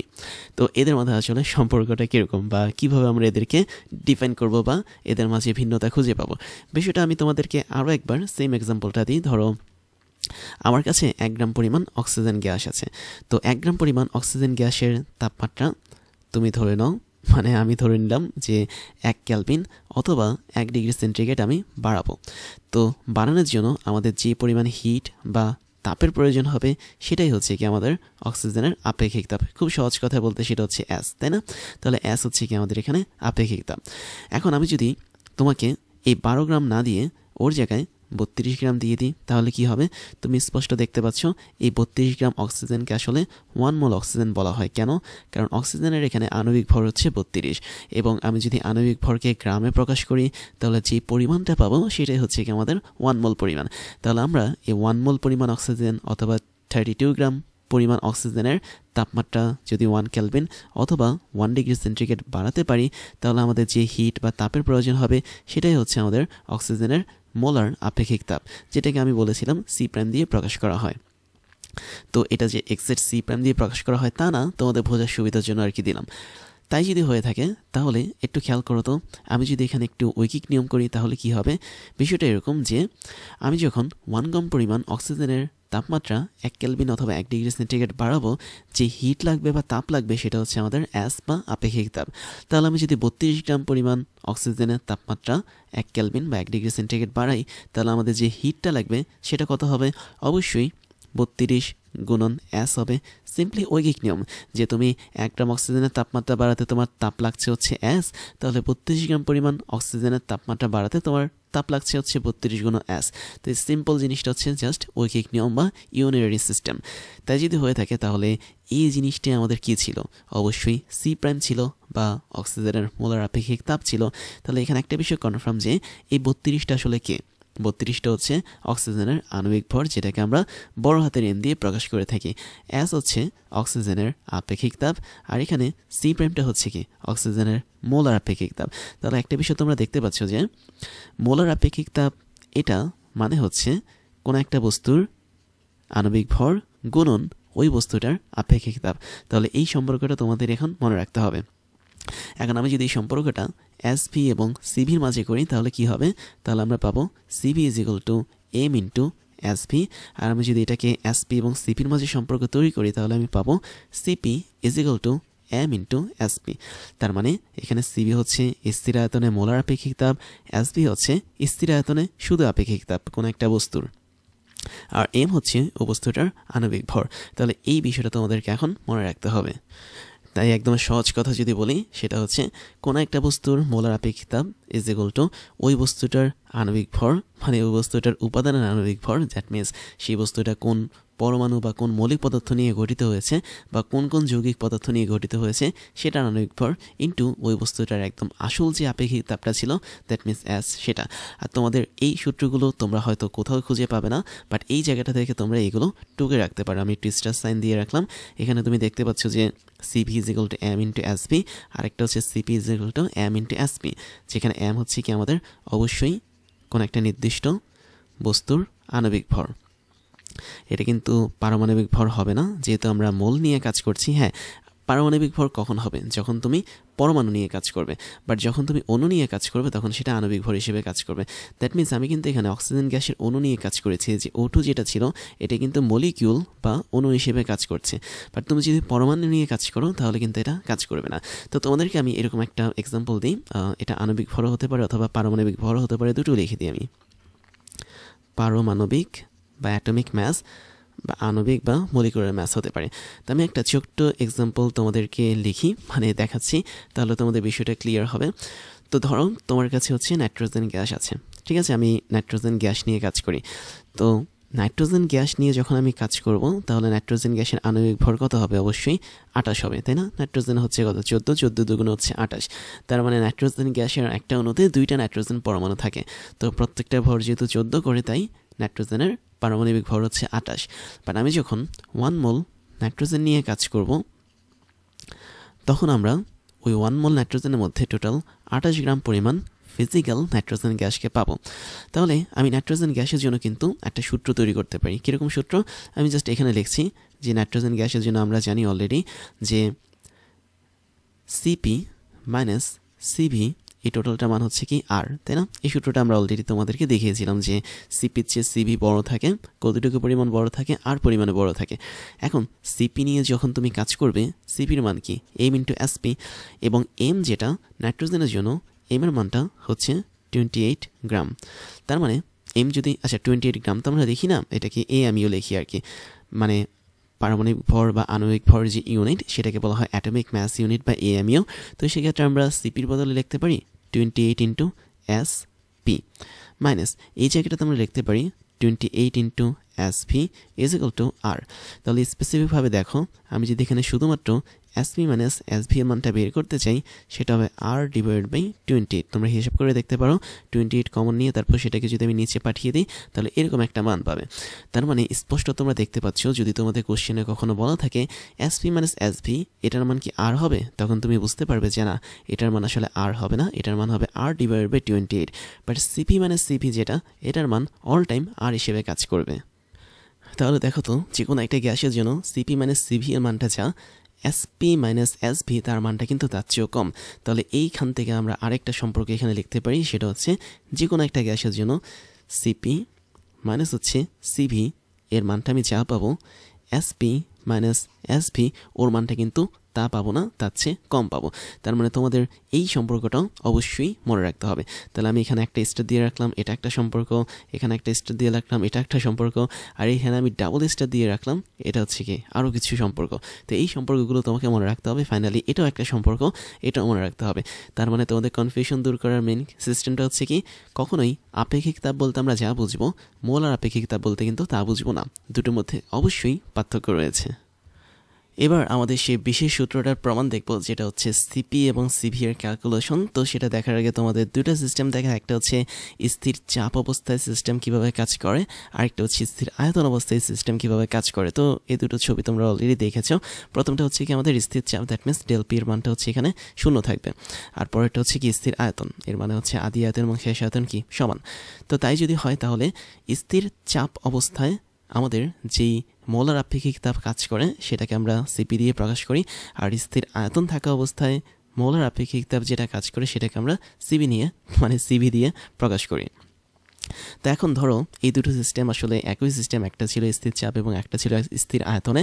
তো এরকম একটা সিস্টেমে তুমি দেখতে পাচ্ছ একটা ঘর্ষণহীন সিলিন্ডার লাগানো, মানে পিস্টন লাগানো সিলিন্ডারের মধ্যে, এবং এক্ষেত্রে আমি ধরে নিলাম এই জায়গাটাতে 1 মোল পরিমাণ আমাদের গ্যাস আছে, এবং নিচে আমরা স্থির আয়তনে যে সিস্টেমটা দেখছি এখন আমি ধরে নিলাম 1 মোল পরিমাণ আমাদের এখানে গ্যাস আছে। তাই যদি হয় তাহলে আমাদের এই গ্যাসের মধ্যে একটা চাপ কাজ করবে, ধরে নিলাম সেটা হচ্ছে পি পরিমাণ চাপ, এবং এই গ্যাসের একটা নির্দিষ্ট আয়তন থাকবে, সেটা হচ্ছে ভি পরিমাণ আয়তন। এবং আমরা যখন তাপ প্রয়োগ করছি এই সিস্টেমগুলোর মধ্যে, ধরো এখানে আমরা তাপ প্রয়োগ করলাম, এখানে আমরা তাপ প্রয়োগ করলাম, এই তাপেরও কিন্তু একটা নির্দিষ্ট মান থাকবে। আমি ধরে নিলাম সেটা হচ্ছে কিউ পরিমাণ তাপ আমরা প্রয়োগ করেছি, এবং সেই সাথে এই তাপ প্রয়োগ করাতে আমাদের তাপমাত্রার কিন্তু একটা বৃদ্ধি হয়েছে। তার মানে এখানে তাপমাত্রার বিষয়টা থাকছে টি। তো ধরে নাও আমাদের এখানে টি পরিমাণ তাপমাত্রা কাজ করছে দুটো সিস্টেমের মধ্যে। তাই যদি হয়ে থাকে, একই সাথে আমরা জানি যে তাপমাত্রা যখন আমরা বাড়াবো তখন কিন্তু অন্তঃস্থ শক্তিও বাড়তে থাকবে। দ্যাট মিনস তাপ প্রয়োগ করার পর কিন্তু কোনো একটা সিস্টেমে অন্তঃস্থ শক্তি বাড়ে, তাহলে ইন্টারনাল এনার্জি বা অন্তঃস্থ শক্তিও কি ইউ থাকবে। তাহলে এই সবগুলো প্যারামিটার কিন্তু আমরা পাচ্ছি তাপগতিবিদ্যা থেকে, যেখানে চাপ, আয়তন, তাপ, তাপমাত্রা, অন্তঃস্থ শক্তি প্রত্যেকটা প্যারামিটার বা রাশি কিন্তু রিলেটেড একে অপরের সাথে। তাই যদি হয়ে থাকে তাহলে আমি একদম প্রাথমিক অবস্থায় বা বলা যায় একদম ইনিশিয়াল অবস্থায় ধরে নিলাম ওই সিস্টেমের মধ্যে ভি পরিমাণ আয়তন আছে, তারপর আমাদের টি পরিমাণ তাপমাত্রা আছে, ইউ পরিমাণ আমাদের এখানে অন্তঃস্থ শক্তি আছে। তাই যদি হয়ে থাকে এরপরে আমরা যেটা করব সেটা হচ্ছে আমরা কিছু পরিমাণ তাপ শক্তি প্রয়োগ করব। কতটুকু পরিমাণ? ধরা যাক ডিকিউ পরিমাণ আমি তাপশক্তি দিলাম। এখন ডিকিউ পরিমাণ তাপশক্তি যদি দিই তাহলে অবশ্যই আমাদের অন্তঃস্থ শক্তির পরিবর্তন কিছুটা হবে, যেটা হচ্ছে ডিইউ, এবং একই সাথে আমাদের এখানে কিছু পরিমাণ তাপমাত্রার পরিবর্তনও হবে। দ্যাট মিনস ডিটি পরিমাণ তাপমাত্রার পরিবর্তন হবে। আর তাপগতিবিদ্যার প্রথম সূত্র অনুসারে আমরা জানি এখানে কিছু পরিমাণ কাজও হবে। ধরে নিলাম অতি ক্ষুদ্র কাজ ডিডব্লিউ পরিমাণ হলো। তাহলে তাপগতিবিদ্যার প্রথম সূত্র অনুসারে আমরা লিখতে পারি DQ is equal to DU plus হচ্ছে ডিডব্লিউ, যেখানে ডিকিউ হচ্ছে অতি ক্ষুদ্র তাপের পরিবর্তন, যার ফলে আমাদের অন্তঃস্থ শক্তিরও একটা ক্ষুদ্র পরিবর্তন হয়েছে, যার ফলে আমাদের কিছু পরিমাণ কৃতকাজও হয়েছে। এবং তোমরা এই তাপগতিবিদ্যার প্রথম সূত্রটাকে এইভাবে লিখতে পারো, DQ is equal to DU plus হচ্ছে পি ইন্টু ডিভি, যেখানে ডিভি হচ্ছে কি আয়তনের পরিবর্তন, পি হচ্ছে আমাদের একটা নির্দিষ্ট পরিমাণ চাপ, যে চাপটা আমাদের এখানে রয়েছিল ইনিশিয়ালি যেটা ছিল সেটা। তার মানে আমরা এখানে যে একটা সিস্টেম নিয়ে কাজ করছি এটা হচ্ছে আমাদের বেসিক্যালি স্থির চাপ সিস্টেম নিয়ে কাজ করা। দ্যাট মিনস প্রথম সিস্টেমটা নিয়ে আমরা এখানে কাজ করছি। দ্যাট মিনস এটা যেখানে আমাদের আয়তনের পরিবর্তন অবশ্যই আছে কিন্তু চাপের কোনো পরিবর্তন নেই, যেটা ফিক্সড একটা চাপ। এখন আমরা কিন্তু দুটো নতুন সূত্রের সাথে তোমাদেরকে পরিচয় করিয়ে দেব। একটা হচ্ছে এরকম যে তোমরা সিভিকে চেনো। সিভি মানে হচ্ছে কি স্থির চাপে মোলার আপেক্ষিক তাপ, এবং স্থির চাপে মোলার আপেক্ষিক তাপের একটা দারুণ সূত্র আছে, সেটা হচ্ছে অন্তঃস্থ শক্তির পরিবর্তন ডিভাইডেড বাই আমাদের যে তাপমাত্রার পরিবর্তনটা আছে সেটা। তার মানে এটা একটা সূত্র আমাদের কি নতুন জানতে হবে। আবার সিভি যেটা সেটা হচ্ছে স্থির আয়তনে স্থির আয়তন না, স্থির চাপে মোলার আপেক্ষিক তাপ, এটাও কিন্তু একটা দারুণ সূত্র আছে। সেটা হচ্ছে আমাদের ডিকিউ বা তাপমাত্রা তাপের পরিবর্তন ডিভাইড বাই ডিটি বা তাপমাত্রার পরিবর্তন। এই দুটো সূত্র আমরা এখানে ইউজ করতে পারি। কিভাবে ইউজ করতে পারি? ইউজ করার আগে আমরা এখানে আরেকটা জিনিস বলি, সেটা হচ্ছে আমাদের এখানে 1 মোল গ্যাস রয়েছিল, তাই না? আমি এখানে দেখিয়েছিলাম যে 1 মোল পরিমাণ গ্যাস আছে, এবং এই 1 মোল পরিমাণ গ্যাসের জন্য আমরা কিন্তু একটা সূত্র এখানে কাজে লাগাতে পারি। কীরকম? আমরা জানি যে পিভি ইজিক্যাল টু এনআরটি, এটা হচ্ছে আদর্শ গ্যাসের সূত্র, যেখানে আমরা 1 মোল পরিমাণ গ্যাস নিয়ে যেহেতু কাজ করছি, তাহলে এন এর মানটা অবশ্যই 1 মোল হবে। তো সেক্ষেত্রে আমরা বলতে পারি পিভি ইজিক্যাল টু আরটি হিসেবে কাজ করবে আমাদের এই কন্ডিশনে। তাই যদি হয়ে থাকে, তাহলে আমরা এই সূত্রটা পেলাম, এর উভয় পক্ষে আমি যদি তাপমাত্রার সাপেক্ষে ডিফারেন্সিয়েশন করি, তাহলে কেমন হবে? ধরো ডিডিটি হচ্ছে তাপমাত্রার সাপেক্ষে ডিফারেন্সিয়েশন, তো এটা হচ্ছে আমাদের প্রথম পক্ষকে আমি করলাম, ডিডিটি পরের পক্ষকেও করলাম, তাহলে এখান থেকে একটা দারুণ মান আমরা পাবো। খেয়াল করে দেখো তো, এটা যদি আমি ডিফারেন্সিয়েশন করি, তাহলে কি পেতে পারি? আমরা প্রথম অংশে যেটা পাবো সেটা হচ্ছে অনেকটা এরকম। আমি একটু পাশে লিখছি, তাহলে তোমরা এখানে বুঝতে পারবে। যেহেতু আমাদের এখানে পি হচ্ছে একদম ফিক্সড ভ্যালু, তাই আমি পিটাকে আগে রাখবো এবং ডিটিটি অফ ভিকে পরে রাখবো। তারপরে এখানে দেখো আমাদের এখানে আরটা হচ্ছে আগে থাকবে, ডিটি অফ টিটা এভাবে পরে থাকবে। আচ্ছা, এটা আমি মুছে দিলাম। তো এখন খেয়াল করে দেখো, আমাদের এখানে থাকছে পি ইন্টু ডিভি ডিটি, আর ওই পাশটাতে থাকছে শুধুমাত্র আর, কেননা ডিটি এবং ডিটি এই দুটো কিন্তু আর কাজ করবে না। তো সেক্ষেত্রে আমরা এতটুকু অংশ পাবো আর এর ক্ষেত্রে। এবার তুমি যদি এখানে আর গুণ করে দাও, তাহলে আমরা পাবো P into DV is equal to R into DT, এই অংশটুকু পাবো। তাহলে ইন্টিগ্রেশনটা কীভাবে করলাম? যেহেতু তুমি দেখতে পাচ্ছ পি বা চাপের মানটা হচ্ছে ফিক্সড, বাট ভি বা আয়তনের মানটা যেহেতু ফিক্সড না, তাই আমরা বলতে পারি তাপমাত্রার পরিবর্তন বা ডিটি এর সাপেক্ষে অবশ্যই আমাদের আয়তনের পরিবর্তন বা ডিবিটা হবে is equal to R into DT of T. তার মানে এই টোটালটার মানটা কি 1 হয়ে যাবে, কেননা তাপমাত্রার পরিবর্তনের সাপেক্ষে তাপমাত্রার পরিবর্তনটা কিন্তু 1ই হয়। তাহলে এখান থেকে ফাইনাল যে সূত্রটা আমরা পাচ্ছি বা স্পেসিফিক ইকুয়েশন যেটা পাচ্ছি, সেটা হচ্ছে P into DV is equal to R into DT. তো এখানে পি ইন্টু ডিভি যেটা, ওর জায়গায় আমরা আর ইন্টু ডিটি বসিয়ে একটা নতুন ফর্মুলা দাঁড় করাতে পারবো, সেজন্য আমরা এই কাজটা করেছি। তাহলে আমরা এই জিনিসটা আমরা একটু এক্সপান্ড করি, যেখানে আমরা ডিকিউ যেটা দেখতে পাচ্ছি, দ্যাট মিনস এই জায়গাটাতে, তাহলে আমরা এখান থেকে লিখতে পারি না যে ডিকিউ যেটা, সেটা আসলে সিপি ইন্টু ডিটি হবে। জাস্ট এখানে আমি দেখাচ্ছি সিপি ইন্টু ডিটি হবে। আবার এই জায়গাটাতে আমি যদি দেখাই, আমাদের এখানে ডিইউ যদি আমি বের করতে চাই, তাহলে তার মানটা কি হবে? সিভি ইন্টু ডিটি হবে। তাহলে এই দুটো জিনিস আমরা এখন বসাবো, দ্যাট মিনস ডিকিউ এর মানটা এখানে বসাবো, ডিইউ এর মানটা হচ্ছে আমরা এখানে বসাবো। তাহলে ডিকিউ যেটা পেয়েছি সেটা হচ্ছে CP into DT is equal to DU যেটা পেয়েছি সেটা হচ্ছে সিভি ইন্টু ডিটি প্লাস হচ্ছে পিডিবি এর জায়গায় আমরা আর ডিটি বসিয়ে দেব। তাহলে আমাদের ফর্মুলা কিন্তু বিল্ড আপ হয়ে গেছে। এখন উভয় পক্ষ থেকে তুমি যদি ডিটিকে কাটা দাও, জাস্ট আমি একটু দেখাই, ধরো এখানেও ডিটি কাটা, এখানেও ডিটি কাটা, এখানেও ডিটি কাটা, তাহলে তুমি পাবে CP is equal to CV plus হচ্ছে শুধুমাত্র আর। আলটিমেটলি তুমি সেই সূত্রটা পেয়ে যাবে সিপি মানে CV is equal to R. তাহলে একটা বিষয় ক্লিয়ার যে সিপি যেটা, সেটা আসলে একা না, তার মধ্যে দুটো অংশ আছে, একটা হচ্ছে সিভি আর একটা হচ্ছে আর। এবং মজার বিষয় হচ্ছে আমাদের এখানে এদের পার্থক্যটা হচ্ছে একটা ধ্রুবক হিসেবে কাজ করে। তাহলে সবসময় মনে রাখবে স্থির চাপে মোলার আপেক্ষিক তাপ এবং স্থির আয়তনে মোলার আপেক্ষিক তাপের যে পার্থক্য, সেটাই হচ্ছে আদর্শ গ্যাস ধ্রুবক। এবার যেটা দেখবো সেটা হচ্ছে আমরা এই সূত্রটাকে আরেকটু এক্সপান্ড করি, দ্যাট মিনস আমরা একটু আগে যে সূত্রটা পেয়েছি সেটা ছিল হচ্ছে সিপি মানে সিভি ইজ ইকুয়াল টু আর। এখন আমরা একটা কাজ করি, এই সূত্রটার মধ্যে উভয় পক্ষকে আমরা সিবি দ্বারা ভাগ করি, দ্যাট মিনস এখানে আমরা পাবো সিপি ডিভাইড বাই সিভি, এখানে আমরা পাবো CP divide by CV that means 1, আর এখানে আমরা পাবো আর ডিভাইড বাই সিভি। তো এটা কেন করলাম সেটা জানার আগে আমি তোমাদেরকে একটা অনুপাত সম্পর্কে বলবো, সেটাকে বলা হয় গামা।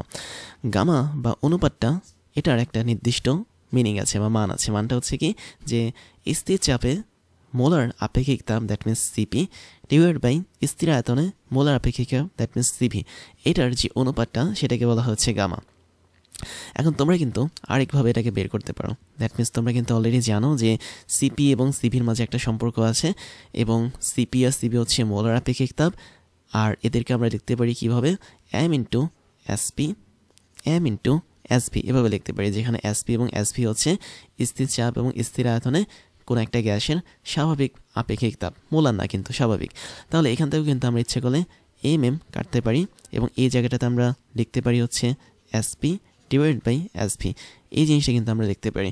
তাহলে গামা হচ্ছে এমন একটা অনুপাত যে অনুপাত দ্বারা আমরা দুটো নির্দিষ্ট আপেক্ষিক তাপকে অনুপাতের মাধ্যমে প্রকাশ করতে পারি। একটা হচ্ছে স্থির চাপে মোলার আপেক্ষিক তাপ ভাগ হচ্ছে স্থির আয়তনে মোলার আপেক্ষিক তাপ, অথবা স্থির চাপে আপেক্ষিক তাপ ভাগ হচ্ছে স্থির আয়তনে আপেক্ষিক তাপ।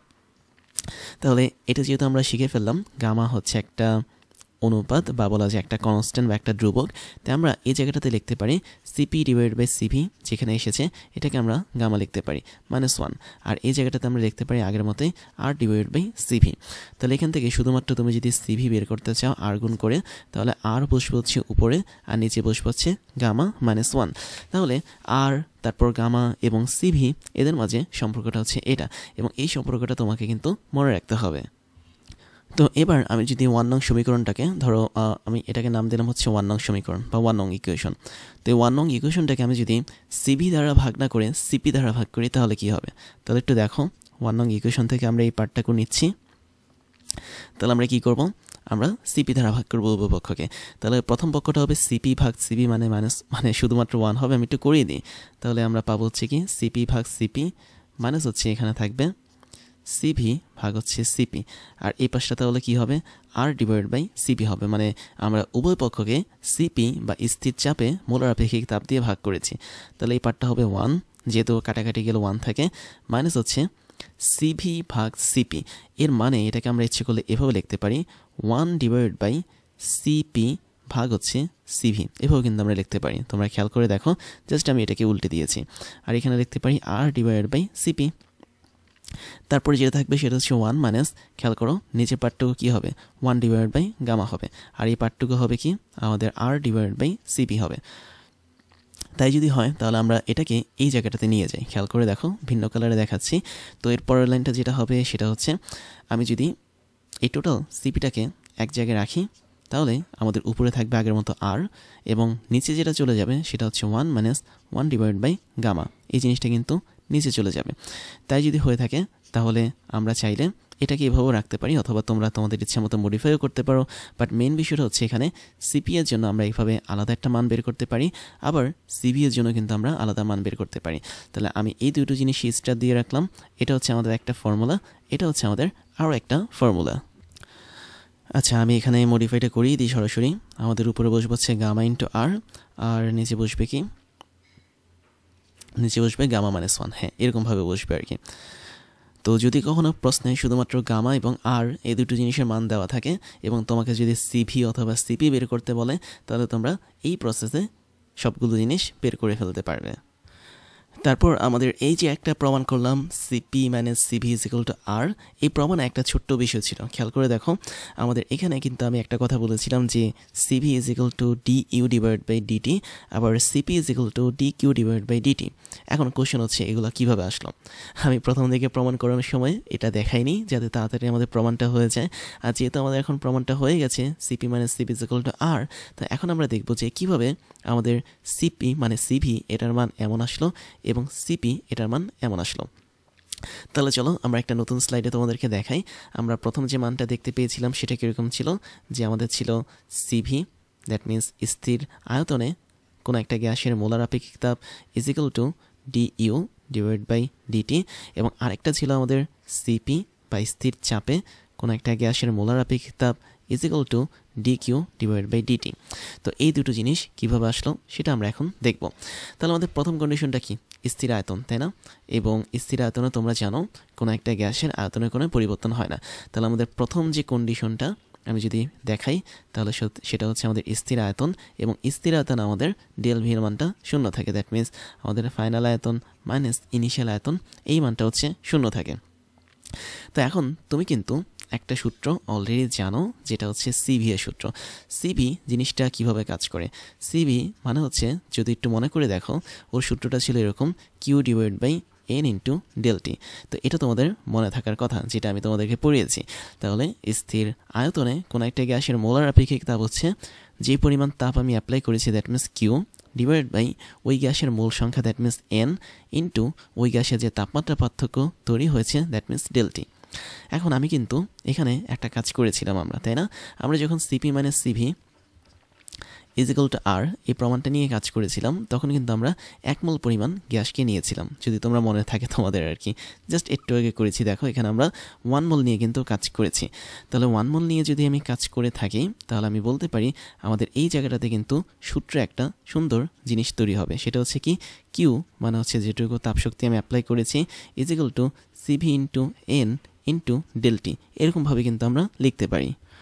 বাট যেহেতু আমরা 1 মোল পরিমাণ গ্যাস এখানে কাজে লাগিয়েছি, তাই আমরা লিখতে পারি Q is equal to CV into del T, কারণ এক্ষেত্রে আমাদের এন এর মানটা অবশ্যই 1 হয়ে যাবে।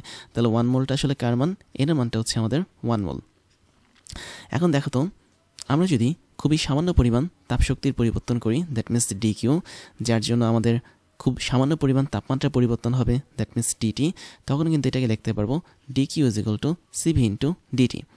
এইভাবে কিন্তু আমরা এই সূত্রটাকে আনতে পারি। এবং তাই যদি হয়ে থাকে, তারপর আমরা কিন্তু আরেকটা বিষয় জানি। সেটা কি?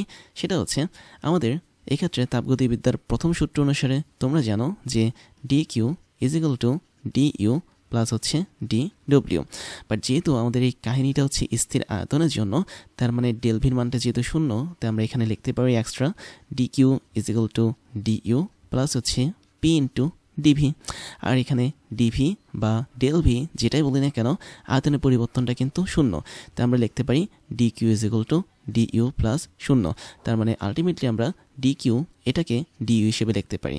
এর মানে স্থির আয়তন থাকা অবস্থায় তুমি যে পরিমাণ তাপশক্তি প্রয়োগ করবে কোনো একটা সিস্টেমে, তার সম্পূর্ণটাই কিন্তু ওই সিস্টেমের অভ্যন্তরীণ শক্তির মানে অভ্যন্তরীণ শক্তিটাকে বাড়াবে অথবা ওই সিস্টেমের তাপমাত্রাটাকে বাড়াবে।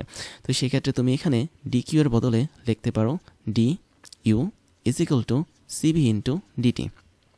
তাই যদি লেখো, তাহলে আমরা পরের লাইন স্পষ্ট লিখতে পারি CV is equal to D U divide by DT, এবং সেম লাইনটা কিন্তু আমরা প্রথমে লিখেছিলাম। তার মানে এভাবে আসলে স্থির আয়তন থাকা অবস্থায় সিভি এর মানটা D U divide by DT এসেছে। তো এটা হচ্ছে আমাদের ফার্স্ট পার্ট। তো এটা আমি ওখানে প্রমাণ করিনি, যাতে তোমরা গুলিয়ে না ফেলো দুটোকে। এখন আমরা সেকেন্ড পার্টটা দেখবো যে সিপি ইজ ইকুয়াল টু কীভাবে D Q divide by DT হয়েছে।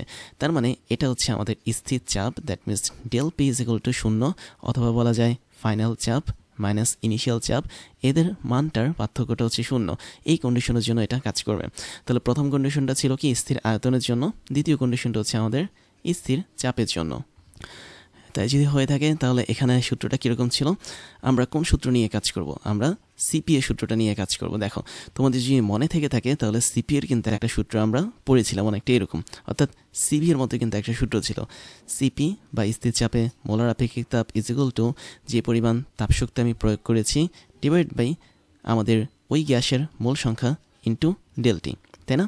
এরকম একটা জিনিস আমরা দেখেছিলাম। এখন এটাকে আমি যদি একটু আর্গুন করি, তাহলে খেয়াল করো, আমি এখানে পাবো যে পরিমাণ তাপশক্তি প্রয়োগ করেছি that means Q is equal to N into del T into CP. আবার আমি এখানে যেহেতু 1 মোল গ্যাস নিয়ে কাজ করছি, তার মানে কিউ এর মানটা হবে ডেলটি ইন্টু সিপি, এরকমভাবে হবে। এখন আবারও সেম কাহিনী, আমরা এখানে অতি ক্ষুদ্র তাপশক্তি প্রয়োগ করলাম ডি কিউ, যার ফলে আমাদের অতি ক্ষুদ্র তাপমাত্রার পরিবর্তন হলো দ্যাট মিনস ডিটি, এবং D Q is equal to DT into CP হবে। তো আলটিমেটলি আমরা এখান থেকে পাবো সিপি ইজ ইকুয়াল টু সরাসরি D Q divide by DT. তাহলে দেখো তো, আমরা ফার্স্ট লাইনটাকে কিন্তু রিপিটেশন করতে পেরেছি। তার মানে এভাবে আমাদের স্থির চাপে মোলার আপেক্ষিক তাপের মানটা D Q divide by DT চলে আসে। তো এই দুটো এক্সপ্লেনেশন আমি ওখানে দিইনি, এখানে দিলাম। তাই তোমরা এই দুটো এক্সপ্লেনেশন ভালোভাবে মনে রাখবে যে কীভাবে আসলে সিভি এর মানটা D U divide by DT হয়েছে এবং সিপি এর মানটা D Q divide by DT হয়েছে। এবং এই যে এই দুটো জিনিস আমি এখানে লিখলাম, এখানে একটা স্টার দিলাম, এখানে আরেকটা স্টার দিলাম, এই দুটো জিনিসই কিন্তু আমরা ঠিক এই জায়গাটাতে স্টার দেওয়া অবস্থায় রেখেছিলাম। দ্যাট মিনস তোমাদেরকে বলেছিলাম যে এই দুটো সূত্র বা ফর্মুলা মনে রাখতে হবে, এবং কিভাবে এসেছে সেটা আমরা এই জায়গাটাতে দেখেছি। তাই আই থিঙ্ক তোমরা এই দুটো বিষয় বুঝতে পেরেছো, এবং এদেরকে কাজে লাগিয়ে কিন্তু আমরা ultimately CP minus CV is equal to R এটাকে প্রমাণ করতে পেরেছি। তাহলে তোমাদের এই এক্সপ্লেনেশনটাও মনে রাখতে হবে। তো এবার বিভিন্ন পারমাণবিক গ্যাসের জন্য আমরা সিপি এবং সিভির ক্যালকুলেশন দেখব, একই সাথে আমরা গামার মানটা বের করার চেষ্টা করব। বিষয়টা কীরকম? বিভিন্ন পারমাণবিক বলতে আমরা তিন ধরনের গ্যাসকে চিনি। একটা হচ্ছে এক পারমাণবিক গ্যাস বা মনোঅ্যাটমিক গ্যাস, একটা হচ্ছে পারমাণবিক গ্যাস বা বলা যায় ডাইঅ্যাটমিক গ্যাস, আরেকটা হচ্ছে বহু পারমাণবিক গ্যাস বা বলা যায় পলিঅ্যাটমিক গ্যাস। তো যাই হোক, আমরা এগুলো আর লিখলাম না, আমি জাস্ট তোমাদেরকে একটু সিম্পলি দেখাই। এখানে মেইন সূত্র যেটা, সেটা হচ্ছে আমি যদি স্থির আয়তনে মোলার আপেক্ষিক তাপ বা সিবি যদি বের করতে চাই যে কোনো অ্যাটমিক গ্যাসের জন্য, তাহলে এর সূত্রটা একটা কমন সূত্র আছে বের করার, যেটা তোমরা অনেক বইতে পাবে না। সেটা হচ্ছে CV is equal to degrees of freedom divide by 2 into R. এবং এখানে ডিগ্রিজ অফ ফ্রিডম বলতে তোমরা বুঝো অলরেডি, আমি তোমাদেরকে অভ্যন্তরীণ শক্তি যখন পড়িয়েছিলাম তখন দেখিয়েছি যে ডিগ্রিজ অফ ফ্রিডম মানে হচ্ছে কোনো একটা গ্যাসের অণু বা পরমাণু যত দিকে তার গতিশক্তি প্রদর্শন করতে পারে, যতভাবে সে ঘোরাঘুরি করতে পারে, যতগুলো অ্যাক্সিস বা দিক বরাবর, তার সংখ্যাটাই হচ্ছে কি ডিগ্রিজ অফ ফ্রিডম। তার মানে সিপি যদি হয় degrees of freedom by 2 into R, তাহলে সিপি এটার মান কি হবে? অবশ্যই তোমরা জানো সিপি মানে হচ্ছে কি সিভি প্লাস আর। তার মানে তোমরা এই জায়গাটাতে degrees of freedom divide by 2 into R plus R দিলেই যে মানটা পাবে সেটাই হয়ে যাবে আমাদের সিপি এর সূত্র। তাহলে আমরা এখন সূত্রগুলো না দেখে আমরা মানগুলো দেখি যে কীভাবে হবে। তা আমি যদি এক পারমাণবিক গ্যাসের কথা যদি বলি, ধরা যাক এক পরমাণুক বা পারমাণবিক যেটাই বলি না কেন, এক পরমাণুক বলাটা সবচেয়ে বেটার। তাহলে এক পরমাণু গ্যাসের জন্য আমরা কিন্তু ডিগ্রিজ অফ ফ্রিডম জানি। তাহলে ডিগ্রিজ অফ ফ্রিডম কত হয়, যেটা তোমরা সবাই জানো যে তিনটা অক্ষ বরাবর তার গতিশক্তি কাজ করে, এক্স ওয়াই এবং জেড অক্ষ বরাবর। তো তাই যদি কাজ করে তাহলে ডিগ্রিজ অফ ফ্রিডম হচ্ছে এক পরমাণু গ্যাসের জন্য 3। তাহলে সেক্ষেত্রে আমাদের সিভি যেটা, এটার মান কত হবে? অবশ্যই 3/2 ইন্টু আর হবে। এবং তোমরা 3/2 ইন্টু আর এই সূত্রটি কিন্তু অলরেডি তোমাদের টেক্সট বইতে পেয়ে যাবে। আবার আমি যদি সিপি এর হিসাবটা করি, তাহলে এর হিসাবটা কি হবে? অবশ্যই 3/2 আর এই অংশটা থাকবে, প্লাস হচ্ছে এক্সট্রা আর অংশটা থাকবে। তাহলে এই দুটোকে যদি তুমি যোগ করো তাহলে কত পাবে? অবশ্যই এখানে পাবে 5/2 ইন্টু আর। এবং এই যে আমি নিচের লাইনে লিখি 5/2 ইন্টু আর, এটাও কিন্তু তোমরা পেয়ে যাবে তোমাদের পাঠ্য বইতে বা বলা যায় টেক্সট বইতে। তাহলে এই বিষয়গুলো কিভাবে আসছে, তার মেইন কাহিনীটা হচ্ছে ডিগ্রিজ অফ ফ্রিডম থেকে এসেছে। তো এখন আমি যদি দ্বিপরমাণুক বা দুইটা পরমাণু গ্যাসের কথা যদি বলি, তাহলে দ্বিপরমাণু গ্যাসের জন্য তোমরা সবাই জানো ডিগ্রিজ অফ ফ্রিডম যেটা, তার মানটা থাকে কত? 5 থাকে। তাই যদি থাকে আমি 2 ঠিকমতো লিখি, তাহলে এখানে 5 যদি হয় তাহলে ওর জন্য আমি সিভি এর যে মানটা পাবো সেটা হচ্ছে degrees of freedom, that means 5/2 into R. তাহলে আমরা সিপি এর যে মানটা পাবো সেটা কত হবে? 5/2 ইন্টু আর প্লাস হচ্ছে এক্সট্রা আর, যদি যোগ করো তাহলে তুমি পাবে 7/2 ইন্টু আর। তো তোমরা তোমাদের টেক্সট বইতে সেম মানগুলো পেয়ে যাবে, বাট কিভাবে এসেছে তার মেইন কাহিনীটা আমরা এখানে দেখাচ্ছি। আর তুমি যদি বহু পরমাণু গ্যাসের কথা বলো, বহু পরমাণু গ্যাস বা পলিঅ্যাটমিক গ্যাসের কথা যদি বলো, তাহলে তোমরা জানো সেখানে ডিগ্রিজ অফ ফ্রিডম থাকে কয়টা? অবশ্যই 6টা থাকে, যেটা আমি তোমাদেরকে অভ্যন্তরীণ শক্তি বা ইন্টারনাল এনার্জি পড়ানোর সময় দেখিয়েছিলাম যে কীভাবে এদের হিসাবগুলো করতে হয়। তাহলে 6টা যদি থাকে তার ডিগ্রিজ অফ ফ্রিডম, তাহলে আমি লিখতে পারি সিভি বা স্থির আয়তনে মোলার আপেক্ষিক তাপ is equal to 6/2 into R, that means এটা হবে আমাদের 3R। এবং তুমি যদি সিপি বের করতে চাও তাহলে তার মানটা কি হবে? 3R প্লাস হচ্ছে আর, দ্যাট মিনস এটা হবে আমাদের 4 ইন্টু আর। তার মানে এই যে কীভাবে 3R এসেছে, কীভাবে 4R এসেছে, সেটার মেইন কাহিনীটা হচ্ছে আমাদের ডিগ্রিজ অফ ফ্রিডম। তো এখন আমরা আরেকটা কিন্তু সম্পর্ক জানি, সেটা হচ্ছে গামা। গামা হচ্ছে কি সিপি ডিভাইড বাই সিভি। তাহলে এক পরমাণুক, দ্বিপরমাণুক, বহু পরমাণুক গ্যাসের জন্য আমরা কিন্তু ঠিক এই কনসেপ্টটা ইউজ করে গামার মানটা বের করতে পারি। কিভাবে? আমরা পরের স্লাইডে দেখি যে আমরা যদি এক পরমাণুক গ্যাসের কথা বলি, তাহলে এক পরমাণু গ্যাসের জন্য আমরা যে গামার মানটা পাবো, গামা ইজ ইকুয়াল টু কী পাবো? অবশ্যই আমরা এখানে পাবো সিপি ডিভাইড বাই সিভি। এবং খেয়াল করো সিপির মানটা কী ছিল? এক পরমাণুকের জন্য ছিল 3/2 আর, এবং সিপি এর মানটা ছিল 5/2 আর। তাহলে উপরে বসিয়ে দাও তুমি 5/2 ইন্টু আর, নিচে বসিয়ে দাও 3/2 ইন্টু আর। তাই যদি হয় তোমরা কাটাকাটি যদি করো তাহলে তুমি এখান থেকে কত পাবে? অবশ্যই 5/3 পাবে। তাহলে 5/3 এটা যদি হয় আমরা এটাকে হিসাব করলে 1.67 এর কাছাকাছি একটা মান পাবো। তার মানে গামার মানটা 1.67 হবে কখন?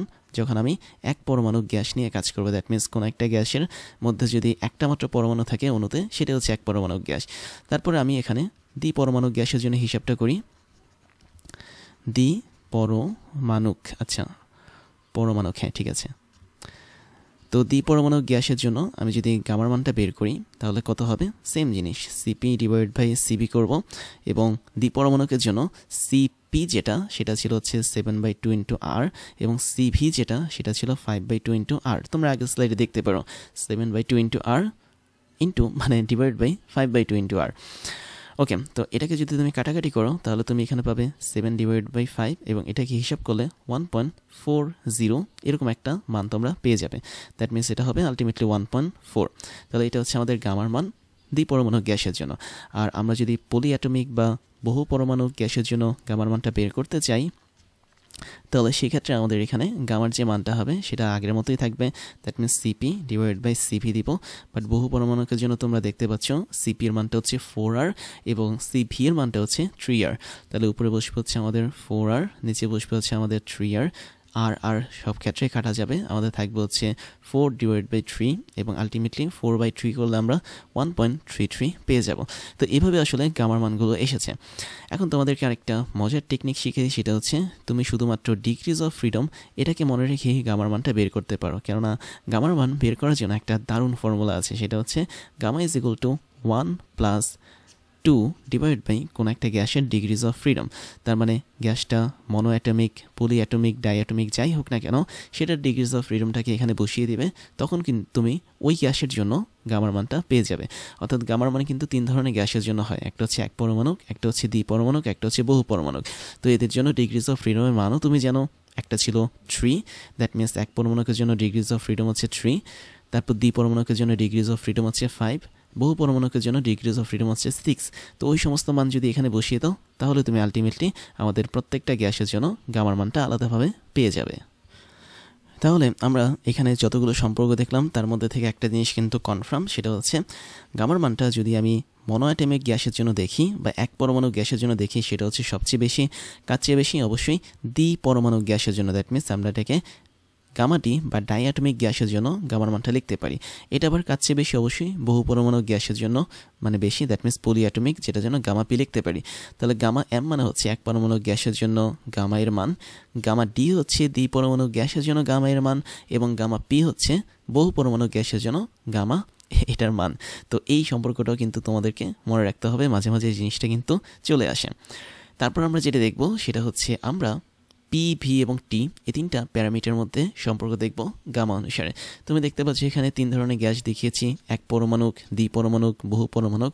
ওদের জন্য গামার মানগুলো আমরা দেখতে পাচ্ছি, যেটা অলরেডি আমরা বের করেছি, এবং প্রত্যেকটা ক্ষেত্রে আমরা দেখতে পাচ্ছি এখানে কিন্তু আমাদের এই প্রতিটা প্রক্রিয়া রুদ্ধতাপীয় প্রক্রিয়া, এবং এই রুদ্ধতাপীয় প্রক্রিয়ার জন্য তোমরা দেখতে পাচ্ছ পি হচ্ছে 1/v² গামা, এটা সমানুপাতিক। আবার এখানে পি হচ্ছে t² gamma divide by gamma -1 এর সমানুপাতিক। আবার এখানে টি বা তাপমাত্রা হচ্ছে 1/v² গামা -1 এর সমানুপাতিক। তো প্রত্যেকটা গ্যাসের ক্ষেত্রে আমরা যদি গামার মানগুলো বসাই তাহলে আমরা এরকম কিছু কম্বিনেশন পাবো, এবং এখানে টোটাল 9টা কম্বিনেশন আছে। প্রত্যেকটা কম্বিনেশন তোমাকে মনে রাখতে হবে গামার মানগুলো ব্যবহার করে। তাহলে আমি একটা জাস্ট দেখাই, যেমন দেখতে পাচ্ছি এখানে দ্বিপরমাণু গ্যাসের জন্য পি এবং টি অর্থাৎ চাপ এবং তাপমাত্রার মধ্যে সম্পর্কটা হচ্ছে কি রুদ্ধতাপীয় প্রক্রিয়ার ক্ষেত্রে পি সমানুপাতিক t⁻7/2। আবার আমি যদি এটা দেখাই তাহলে এখানে দেখতে পাচ্ছ যে বহু পরমাণু গ্যাসের ক্ষেত্রে আমাদের তাপমাত্রা এবং আয়তনের মধ্যে সম্পর্ক হচ্ছে টি সমানুপাতিক 1/v/1/3। তারপর আরেকটা বিষয় মনে রাখবে, আমরা এখানে যতগুলো কেস নিয়ে আলোচনা করেছি সবগুলো কেস হচ্ছে আমাদের আইডিয়াল গ্যাস বা আদর্শ গ্যাস নিয়ে কাহিনী। That means IDEAL, ideal gas বা আদর্শ গ্যাস নিয়ে আমরা এতক্ষণ কথাবার্তা বলেছি। দ্যাট মিনস এই স্লাইডটা, এর আগের স্লাইডে যতগুলো গামার মান বের করেছি, এখানে যত সিপি সিভি নিয়ে কাজ করেছি, এখানে যত সূত্রগুলো দেখিয়েছি, প্রত্যেকটা জিনিসই হচ্ছে আমাদের কাজ করেছে আদর্শ গ্যাস বা আইডিয়াল গ্যাসের ক্ষেত্রে। কেন? কারণ বাস্তব গ্যাসের ক্ষেত্রে কিন্তু অনেক প্যারামিটার চেঞ্জ হয়ে যায়, সেখানে আবার কিছু স্পেসিফিক ইকুয়েশন কাজ করে। দ্যাট মিনস আইডিয়াল গ্যাসের জন্য যেরকম পিভি = nRT কাজ করে, বাস্তব গ্যাসের ক্ষেত্রে কিন্তু তা করে না। সেক্ষেত্রে ভ্যান্ডারওয়ালস সমীকরণ কাজ করে। তো আমরা ওই জিনিসটা তোমাদেরকে দেখালাম না, জাস্ট মনে রাখবে আমরা এই ক্লাসটাতে যতগুলো প্যারামিটার, যতগুলো কন্ডিশন নিয়ে কথা বলেছি, সব কিছু হচ্ছে আইডিয়াল গ্যাস বা আদর্শ গ্যাসকে নিয়ে।